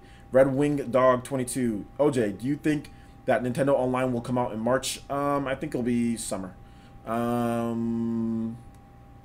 Let's see here. Kirby Battle Royale. Yeah, a real Battle Royale game. Not even say a real Battle Royale game, because Kirby Battle Royale used to be what Battle Royale was actually called, so I shouldn't say that. A modern Battle Royale game in the same vein as Fortnite or PUBG. There. Nintendo should do a top-down 2D 2.5D Battle Royale game. If they do a Battle Royale game, I think they should do a 3D Battle Royale game, but that's just my opinion. MP6 channel. What happened to the Tales of Switch game? It's still coming. Don't worry about it, man. Relax. Take some time. Tyrese W. You cool with playing Persona music? Yeah, I don't have a problem with playing Persona music, but I only do it for the I only do it for donations on there, just because I don't want a bunch of people just requesting a bunch of things, and my chat gets filled up with people just requesting all sorts of music. So, but yeah, Persona music, any video game music. It's actually scrolling across the top. If you guys ever have any questions as far as what the rules are for that, it's right there underneath the cool emotes for sponsors. You can see that it's scrolling, and it pretty much says, you know, what the rules are with that. Okay, Night. Okay, yeah, this message is hide that message. You can't be saying that, my guy. You can't be saying that, my guy. Kofi Kush, shout out to Kofi Kush, Elite Ninja. Shout outs, man. Thank you for coming to the stream. Just saying, hey, bro, what up, dude? Thanks for coming out. Do appreciate the support, my guy. Jetty Plus, we need another Kid Icarus game. Absolutely. We talked about Kid Icarus Uprising getting a sequel or a remake. Fernando Nuifo, or I probably said that wrong. Nuio? I said that wrong. Sorry, my guy. We need a Jet Set Radio remaster. I don't know if we need that, but it'd be nice. Red Wing Dog 22. Fallout 4 for the next Bethesda game? Possibly. Nicholas Romero, Paladin Enthusiast seems like, okay, he says he's not responding to me. Miguel Rose, no, I think that a sequel for the Wonderful 101 should come out for the Switch. Maybe. Wonderful 101 didn't do too well in terms of sales, but we'll see. Fantasy Thinker fan, apparently we might get Fortnite on the Switch. Yep, that's the thing, but if you watch Dr. Trey, you would have known that for a while. Joker 4754 says new Yoshi game has a lot of cardboard backgrounds. Labo candidate, maybe, but I don't know. I don't know about that. I don't know if Nintendo's gonna do any actual first party characters for Labo. Kazoka 122. You think Capcom is gonna make a brand new Monster Hunter or a translation of Double Cross? I think they're gonna make a brand new Monster Hunter. Shout out to PE. Shout out to PE for being the best YouTube channel. Thank you, man. I appreciate the support, homie. Appreciate the kind words. Nicholas Romero, oh, he's talking to Miguel Rose. Jeffrey Augustine, OJ, did you play 3D Pokemon game that came out on the PC? The Pokemon Switch game. Do you think something like that? What do you think? No, it's not gonna be anything like the PC 3D Pokemon game. Brian Christensen says, actually, that would be awesome if they made a Kirby Battle Royale game in the vein of the new types of Battle Royales, but like really big city trial mode from Air Ride. Yeah, that'd be dope. I'd be fine with that. Shout outs to El Chupacabra for the doll donation. Do appreciate that. Do appreciate that, El Chupacabra. Thank you so much. I do. I appreciate the support, my guy. You're always at a lot of my streams, and I really do appreciate that, man. SNES remix. I don't know if that. I mean, maybe, but I think that might interfere with what they're trying to do with Virtual Console. But then again, they did that with the Wii U, so maybe. I think they kind of missed their opportunity to do that on the Wii U. I think if the Wii U was actually more popular, they probably would have done SNES remix. But now they have the Super Nintendo Classic, you know, the NES Classic, and those came out before the Wii U was like those came out. Sorry, those came out after the Wii U. So I don't know if they're gonna do those NES Classic games when they have like Super Nintendo Classics and NES Classics that they can do. They could technically remix those on there if they wanted to. So I think they're just gonna do that from now on. But you never know. Antonio says, hey, Ilja, do you think if do you know if the Brawlout patch has been implemented yet? Thanks. It's being submitted. It should be here in February. So it should be here in February. Antonio, well, it's getting ready and they're gonna submit it soon, so it should be here in February. Rambo 4 says, OJ, do you think we'll get Luigi's Mansion 3 showing this year? Yes, I do think Luigi's Mansion 3 will be coming. How do I become a sponsor? You become a sponsor by simply pressing, you should see a green button that says sponsor. It should be by your chat, above it or below it, or right on the page of where you see like the actual stream. It should be right there. If you click there, you can, or what you can do is you can go to the description and you can, and I'll give you a link. And there should be a button right there that says sponsor on this link here. So if anybody wants to sponsor, follow that link right here that I'm putting into the chat, and you can do so right there to sponsor. So, yep, that's how you become a sponsor. Get yourself some nice emotes and other cool stuff. But of course, once again, it is all optional. Any type of support is good. If you want to support me just by watching, that's great. If you want to support me by watching without ad block on, that's also really great. You want to support by donating, that's great. I appreciate each and every one of you guys, whether you're watching, donating, whatever the case is. The support is the support, and I do appreciate each and every single one of you guys, for real, honestly, from the bottom of my heart. Lone Wolf. I haven't had a console in my house for years. Recently bought a Switch and a PS4 and was overwhelmed by the game choices. I found your channel while looking for help. Thank you for what you do, sir. Thank you. I appreciate that, man. That actually makes me really happy. It really warms my heart that I can come out here and be a source of information for you guys. You know, that's not like the IGNs or anything like that. You know, you kind of have like this little dude. I'm like an indie YouTuber, I guess, kind of doing his own little thing, and that I can help you. You know, make some good game choices, because you know I'm thinking that you probably you probably got a lot of stuff going on in your life. You probably have a lot of maybe family. You have work. Can't always play games, so sometimes it's good to kind of filter out all the other stuff and kind of just play what you need to play. And hopefully, I can provide that for you, man. So thank you. Maximus Mansteel says, do you think we'll get 2D Mario and top-down Zelda games on the Switch to go along with bigger 3D games? 2D Mario, yes, I do think we'll get 2D Mario at some point. Top-down Zelda games, I don't know about top-down Zelda, but maybe. How many hours have you put into Xenoblade Chronicles 2? I'm over 194. I've put like around 120 plus into Xenoblade Chronicles 2. No problem, dude. It's the least I can do. No problem, man. I do appreciate that, El Chupacabra. I really do. Play Seep and skip Marley, Cruel World. I'm definitely not going to be doing that. Nightbot said that. That was a Nightbot actually held it for review, maybe. Let's see here. Jeffrey Augustine, is it right? I want Pokemon game for Switch to be perfect. Of course, you want the game to be as best as it can possibly be. OJ, will Burnout Paradise come to Switch? It's 50-50 at this point. Robot Ninja, can you friend me? I only friend people on Patreon or sponsors. Just because there's only 300 people that I can have, so I only do it that way. Otherwise, I have floods, literally thousands of people wanting to hit me up for my friends list, and I just can't. I can't manage all that, my guys. Burnout Paradise is pretty much dead now. I mean, yeah, because they haven't had another Burnout game in a long time, but I think people would like a remaster or something. But yeah, it's fun to play with friends. Burnout Paradise is one of the best racing games that I've ever played with friends. See you, OJ. Thanks for the stream. No problem, J2 Blue. Thanks for coming out. By the way, Sony definitely plays Capcom. Not one commercial for Monster Hunter on Xbox. All PS4 didn't say it was on Xbox. Yeah, you're absolutely right. Sony definitely paid. They paid for marketing. They obviously paid money for Monster Hunter in some way, shape, or form. Can you play more Ardain roaming the wastes? All right, man, I got you. That's a popular song on my request, dude. That's a very popular song. Everyone's always talking about more Ardain. I think I've played it a couple streams. I've played it now, more Ardain. So I'll definitely play that for you, man. It seems like I don't even have to type in Xenoblade Chronicles 2 anymore. I just have to type in the music. Okay, so we got Xenoblade Chronicles 2 OST, More Ardain, Roaming the Wastes. Requested by Tyrese. Thank you so much for the $2 donation, my guy. I do appreciate that. This theme is pretty dope, man. I like it. Let's see here.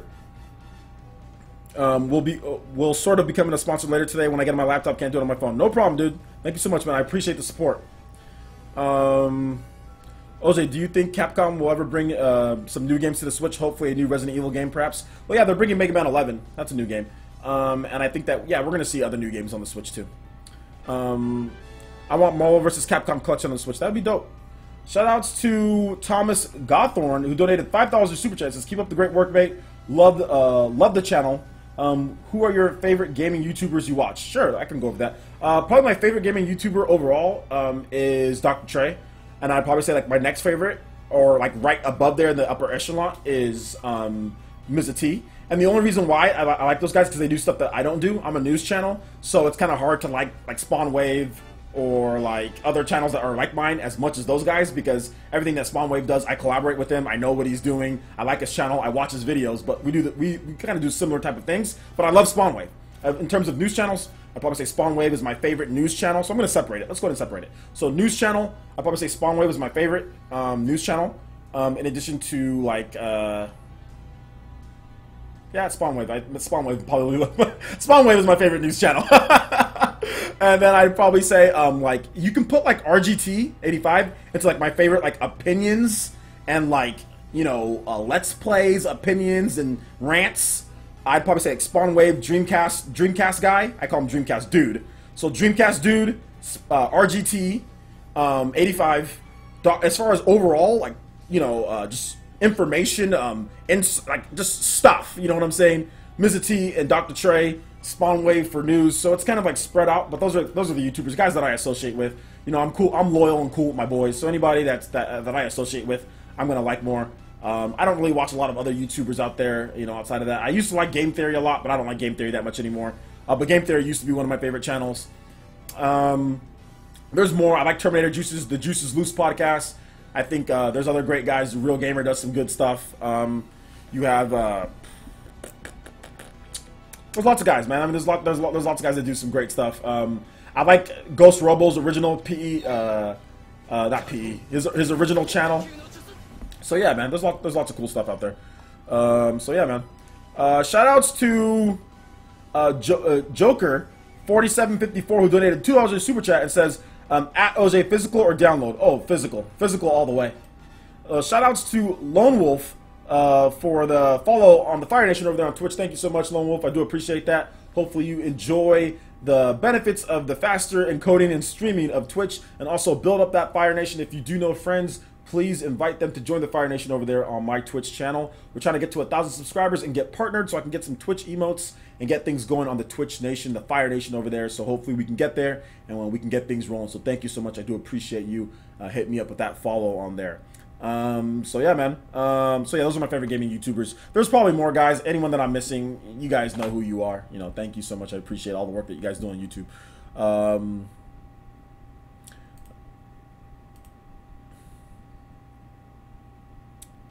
Let's see here. Shout out to NX Revolution with the dog donation. He says, DKC Sticker Brush Symphony. What are your thoughts on possibility of a Seiken Densetsu collection possibly coming to the West, as well as the Secret of Mana Switch version possibility? Yeah, I actually talked about that, or I have a video that I'm editing that's around, it was 18 minutes, and then obviously when I edit it down, it's probably going to be edited down to like 15 to 16 minutes, so it's a bigger video where I talk about things and I kind of rant. But overall, I think that it's BS that those games aren't just already saying that, yes, they're going to come. I think that it's silly, and like I said, Square Enix reminds me of that daughter that you love, but is always asking for something. That's always wanting something. Always like, hey, Dad, pay up, pay up, pay up, like, pay up. Like they remind. That's what Square Enix reminds me of. They literally like they're waiting for Nintendo to say, okay, we'll publish it. I mean, I think that's what they're, okay, we'll help out. Like, that's Square Enix in a nutshell. And Square Enix is like, oh, you shouldn't have. Oh, thank you so much, Nintendo. I appreciate you guys helping us out, making sure third-party support is good. And Nintendo's just like, man, why can't y'all publish this yourselves? Like, why do we gotta step in for everything? So, I don't know. That's what Square Enix reminds me of right now. That, like I said, that daughter that you love, because I love Square Enix, but man, why are you always asking for stuff, man? So that's what I think about those two games. Like, the fact that we have to sit here, and it's, you know, it's 2018, the game came out last year, and they have the nerve. People want Secret of Mana remake on the Switch? We were absolutely floored. We were surprised to see how many people would want a game that originally became famous and popular on the Super Nintendo. A game that you guys released on the Super Nintendo Classic. I can't believe so many people want the remake on the Switch. We made a PS4 and a PS Vita version that essentially do the same thing a Nintendo Switch version can do, which is play Secret of Mana Remake and new graphics anywhere that you want. On the PS4 and PS Vita, you gotta buy 2 systems to play the same game. On the Switch, you can just buy 1 system and play it on there. Yes, Square Enix, yes, you're shocked. See, that's what I'm saying, like, you're shocked. It's like when you tell your daughter, no, you can't go out tonight. You can't, you can't have money. I already gave you money. You can't go out tonight so much. And she's shocked that she's not getting any money tonight. And she's shocked. Why are you shocked? Why are you, like, that's what Square, like I swear, Square Enix, man. Oh, God, like I said, I love them, and I don't want to bash them, but, man, they remind, and like I said, they remind me, like, and I talked about this earlier, so if you weren't in my podcast earlier, I talked about the Square Enix. Like I said, that same daughter will go out and like be a boyfriend with the douchiest douchebag that doesn't buy her anything, and then takes and does everything for that guy. And that's what Square Enix is to Microsoft and Sony. Oh, we'll do this, Microsoft and Sony. Oh, we'll do this. We'll do this. We'll make this. We'll publish this. We'll do all this for you. But when it comes to Nintendo, your own flesh and blood, gimme, gimme, gimme, gimme, gimme. God. Square Enix, man. Square Enix. Yeah, you guys are LOLing. Yeah, it's LOLing, but it's the truth, man. It's the truth. So yeah, man, it's the truth. What is going on with Nightbot here? Nightbot is flipping out.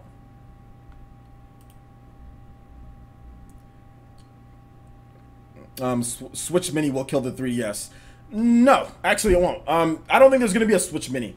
I don't really think there's gonna be a Switch Mini at all. You know, I don't see how you can time out my Nightbot. That's the funniest thing. Nightbot is that my actual Nightbot, or is that someone with the name of Nightbot?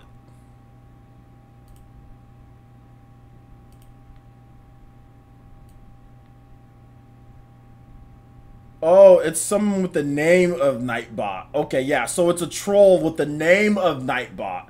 Got it, got it. Then he comes into trolls and he trolls people. Got it, got it, got it.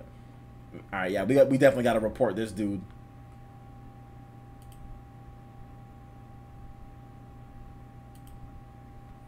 Yeah, my guy, you're getting reported, my guy. So hopefully you enjoy being stupid. Yeah, you want to go ahead and Reggie or one of the mods in here, go ahead and hit Nightbot with that quick ban, my guy. Go ahead and hit Nightbot with that quick ban, please.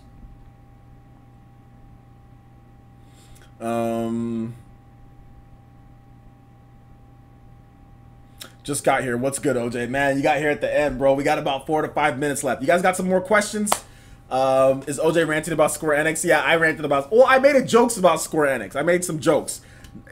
I guess it was kind of a rant. So, do you think Mortal Kombat will come to the Switch? I think Injustice will come to the Switch, not Mortal Kombat. It's funny because it's true. It's absolutely true, Cosmo James. It's absolutely true. Square Enix is literally that teen daughter that you love. She's that teen daughter that you love.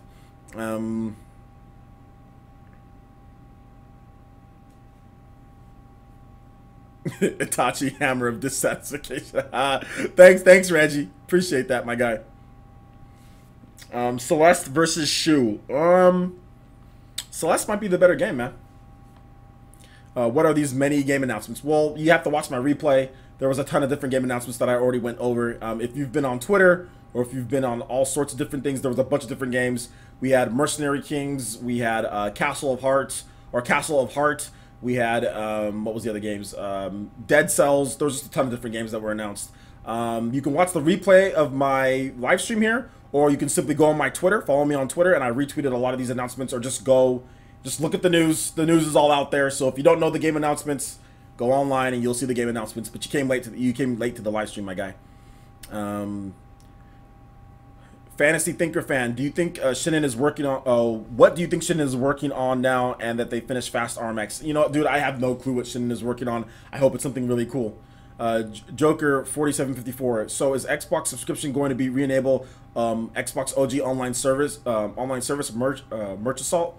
No, I don't think so. The Xbox subscription service, that has nothing to do with OG Xbox Online services. The Game Pass is about Xbox One games that you can play anywhere. It's not backwards compatibility. So if Microsoft was going to enable backwards compatibility with OG Xbox to do online games, and they would have just said that, that has nothing to do with the Game Pass. The Game Pass is something completely different. Backwards compatibility is actually free. If you have in certain titles. So like, let's say you have Jade Empire, the disc, and Microsoft says, okay, we have enabled compatibility for Jade Empire. You can plop that Jade Empire into your Xbox 360 or into your Xbox One. Sorry, I think I said Xbox 360. So if you have Jade Empire for the Xbox, the original OG Xbox, you can plug that disc into your Xbox One. You can download the game, essentially the whole thing, and you can play that on there. Any games that have online, the servers aren't running for a lot of those games, so you're probably not going to see it. So yeah, I don't think you're going to get online play with that. So what are you playing besides Xenoblade Chronicles 2? Pretty much just Xenoblade Chronicles 2, my guy. Retro reveal at E3 or a separate direct? I think it's going to be at a direct. We need Resident Evil Origins Collection on the Switch. We don't need that. It'd be nice though. Thank you for the answer. I'll check that out. Okay, cool, man. Shooter from the from them would be fun. A shooter from who? We need Resident Evil HD remake on the Switch. I would say that was something that we need more than Resident Evil Collections. Absolutely. We need Resident Evil Origins. Oh, I already said that. And we don't need Resident Evil Origins Collection on the Switch. We honestly don't. We really don't need that. It would be nice, but we don't need it. It would be nice though. It would be nice. Let's see here. Hey OJ. Hey, what's up? What's up, dude? Soul Calibur on the Switch. Who said that? Mick Fire Guy 43. What's up, man? Riku Tag. Soul Calibur on the Switch. Yeah, I think Soul Calibur's coming to the Switch at some point. Lewis Belmont. Hey OJ, have you tried Foodie yet? It's on PC before. Very stylish game. Yeah, I tried Foodie on the PS4. Avatar Renji. Who's your favorite character from Xenoblade Chronicles 2? Like Morag or like if a blade. I don't want to ruin like Azami, one of the blades, or like Morag or something like that. What do you think about Anthem? I gave my thoughts on Anthem. It looks cool, but it looks like classic EA. You know, like graphics over substance, at least at this point. We'll have to wait and see for the game though. I'm looking forward to it. I'll probably buy it. Shooter from Shinin. That would be cool. Prediction for Retro, OJ? Man, at this point, I have no idea what they're working on, man. It's so hard to predict something. But if I was going to predict something, a brand new IP, brand new a brand new third-person action RPG. Quake Champions for the Nintendo Switch, that'd be cool. Tyrese W, if Square decides to port Nier to the Switch, I'd give them a pass. That'd be great. I don't know why you'd have to give them a pass about all the stuff that's been happening. Yeah, Nintendo would probably have to publish it. No, I'm joking. Yeah, if Square Enix decides to port it, I mean, we'll have to wait and see. I mean, I don't know if they will though. It's Square Enix here. We should get Dragon Ball Fighter Z on the Switch. LOL. Maybe we will. Maybe we won't. Sims 4 on the Switch. I don't care about Sims 4. Let's see here. Also, that Call of Duty will be coming. We don't know if Call of Duty is coming. It's just there's no confirmation on that. There's a rumor that Resident Evil 2 remake is coming to the Switch. There's rumors on all sorts of stuff. We have to wait and actually see. It's Capcom here. I would like Project X Zone 3. That would be cool. Has there been any news on more of Ubisoft support for the Switch? Just like stuff like, yeah, they're gonna bring more stuff, but nothing concrete. There's been rumors of South Park, but that's about it. Maybe Retro will give us a new Battle Royale based IP. Maybe. Tekken 7 might be a thing. Remember, Namco asked for it. After Nintendo, what do you like, Xbox or PlayStation 4? Just curious. I'd probably say Xbox and PlayStation 4 like on equal grounds. In terms of IPs, PlayStation has better IPs that I like more. But in terms of like overall, I like Xbox hardware more. Xbox One is better hardware than the PS4. Better operating system, better hardware overall, better features. But the PS4 has better IP. In terms of just like releasing games, like Microsoft had a horrible year last year. Microsoft canceled some of my favorite games that I was looking forward to. I was looking forward to Scalebound. Microsoft canceled it. I was looking forward to Fable. Microsoft canceled it. You know what I'm saying? So right now, Microsoft's not in a good place in terms of IP, but the system is solid. The main problem that I have with PS4 is the fact that it's like the HDCP encrypted, so you have to flip. Yeah, like if you ever want to like plug your PS4 into a capture card, you have to make sure that that setting is turned on, and if it's not, it won't show up. You know what I'm saying? It won't show up on your screen. It's so stupid. Sony's the only company that does that. Sony's the only company out of Microsoft and Nintendo, like Microsoft, Nintendo, Sony. Sony's the only company that has that stupid thing that we have to flick the HDCP protection on or off. It's so dumb. Microsoft and Nintendo are smart enough that if you can plug your systems into a capture card, and that if you ever go into something to where you can like copy or like you can capture copyrighted footage, they just disable it. Like for example, if you go into like Netflix on your Xbox One or something, it's not gonna let you if it's hooked up to a capture card because they know that you're just going to record the TV shows. Same thing with Nintendo, you know, like with the Wii U and everything. If you go into that, like with the Wii U, it's not gonna let you do it. Like it's just smart enough to flick it on itself. Whereas Sony, with the PS4, I don't know why they do that. But anyway, that's the reason why I don't like their hardware sometimes, because I hate having to flick that on and off. And Xbox, I can just use as a media player, you know. So it just depends. IPs, Sony, but I mean, if Microsoft comes with Fable. You know, I like Fable more than I like most of Sony's IPs. Pretty much, actually, all of Sony's IPs. Fable, I like Fable more.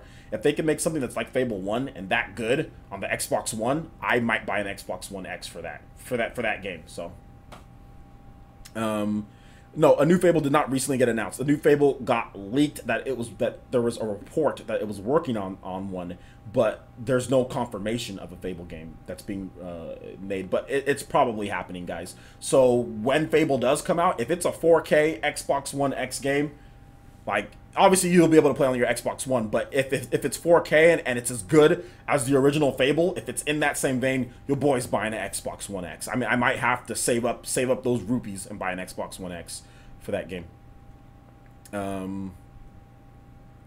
Worldwide creative director of Epic Games says he's interested in bringing Fortnite to the Switch at some point. Yeah, I talked about that just a little bit, and I'll have a PE news video on that too.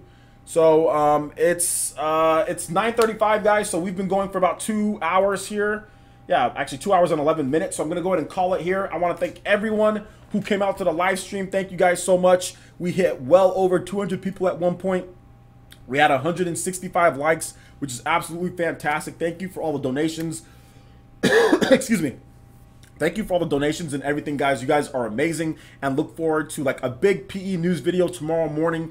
I'm going to finish editing. I'm actually going to go to the gym, and then I'm going to finish editing it, and then it'll be up there for you guys tomorrow morning. So look forward to that. Should be a lot of fun with that PE news video where I talk about Square Enix and stuff. So thank you guys so much for coming out. I do appreciate all the support. We got more content and a big channel refresh coming as well. So look forward to that too. I'm really happy and I'm excited to get working on that. So thank you guys so much, and we'll see you guys for the next video. Peace out.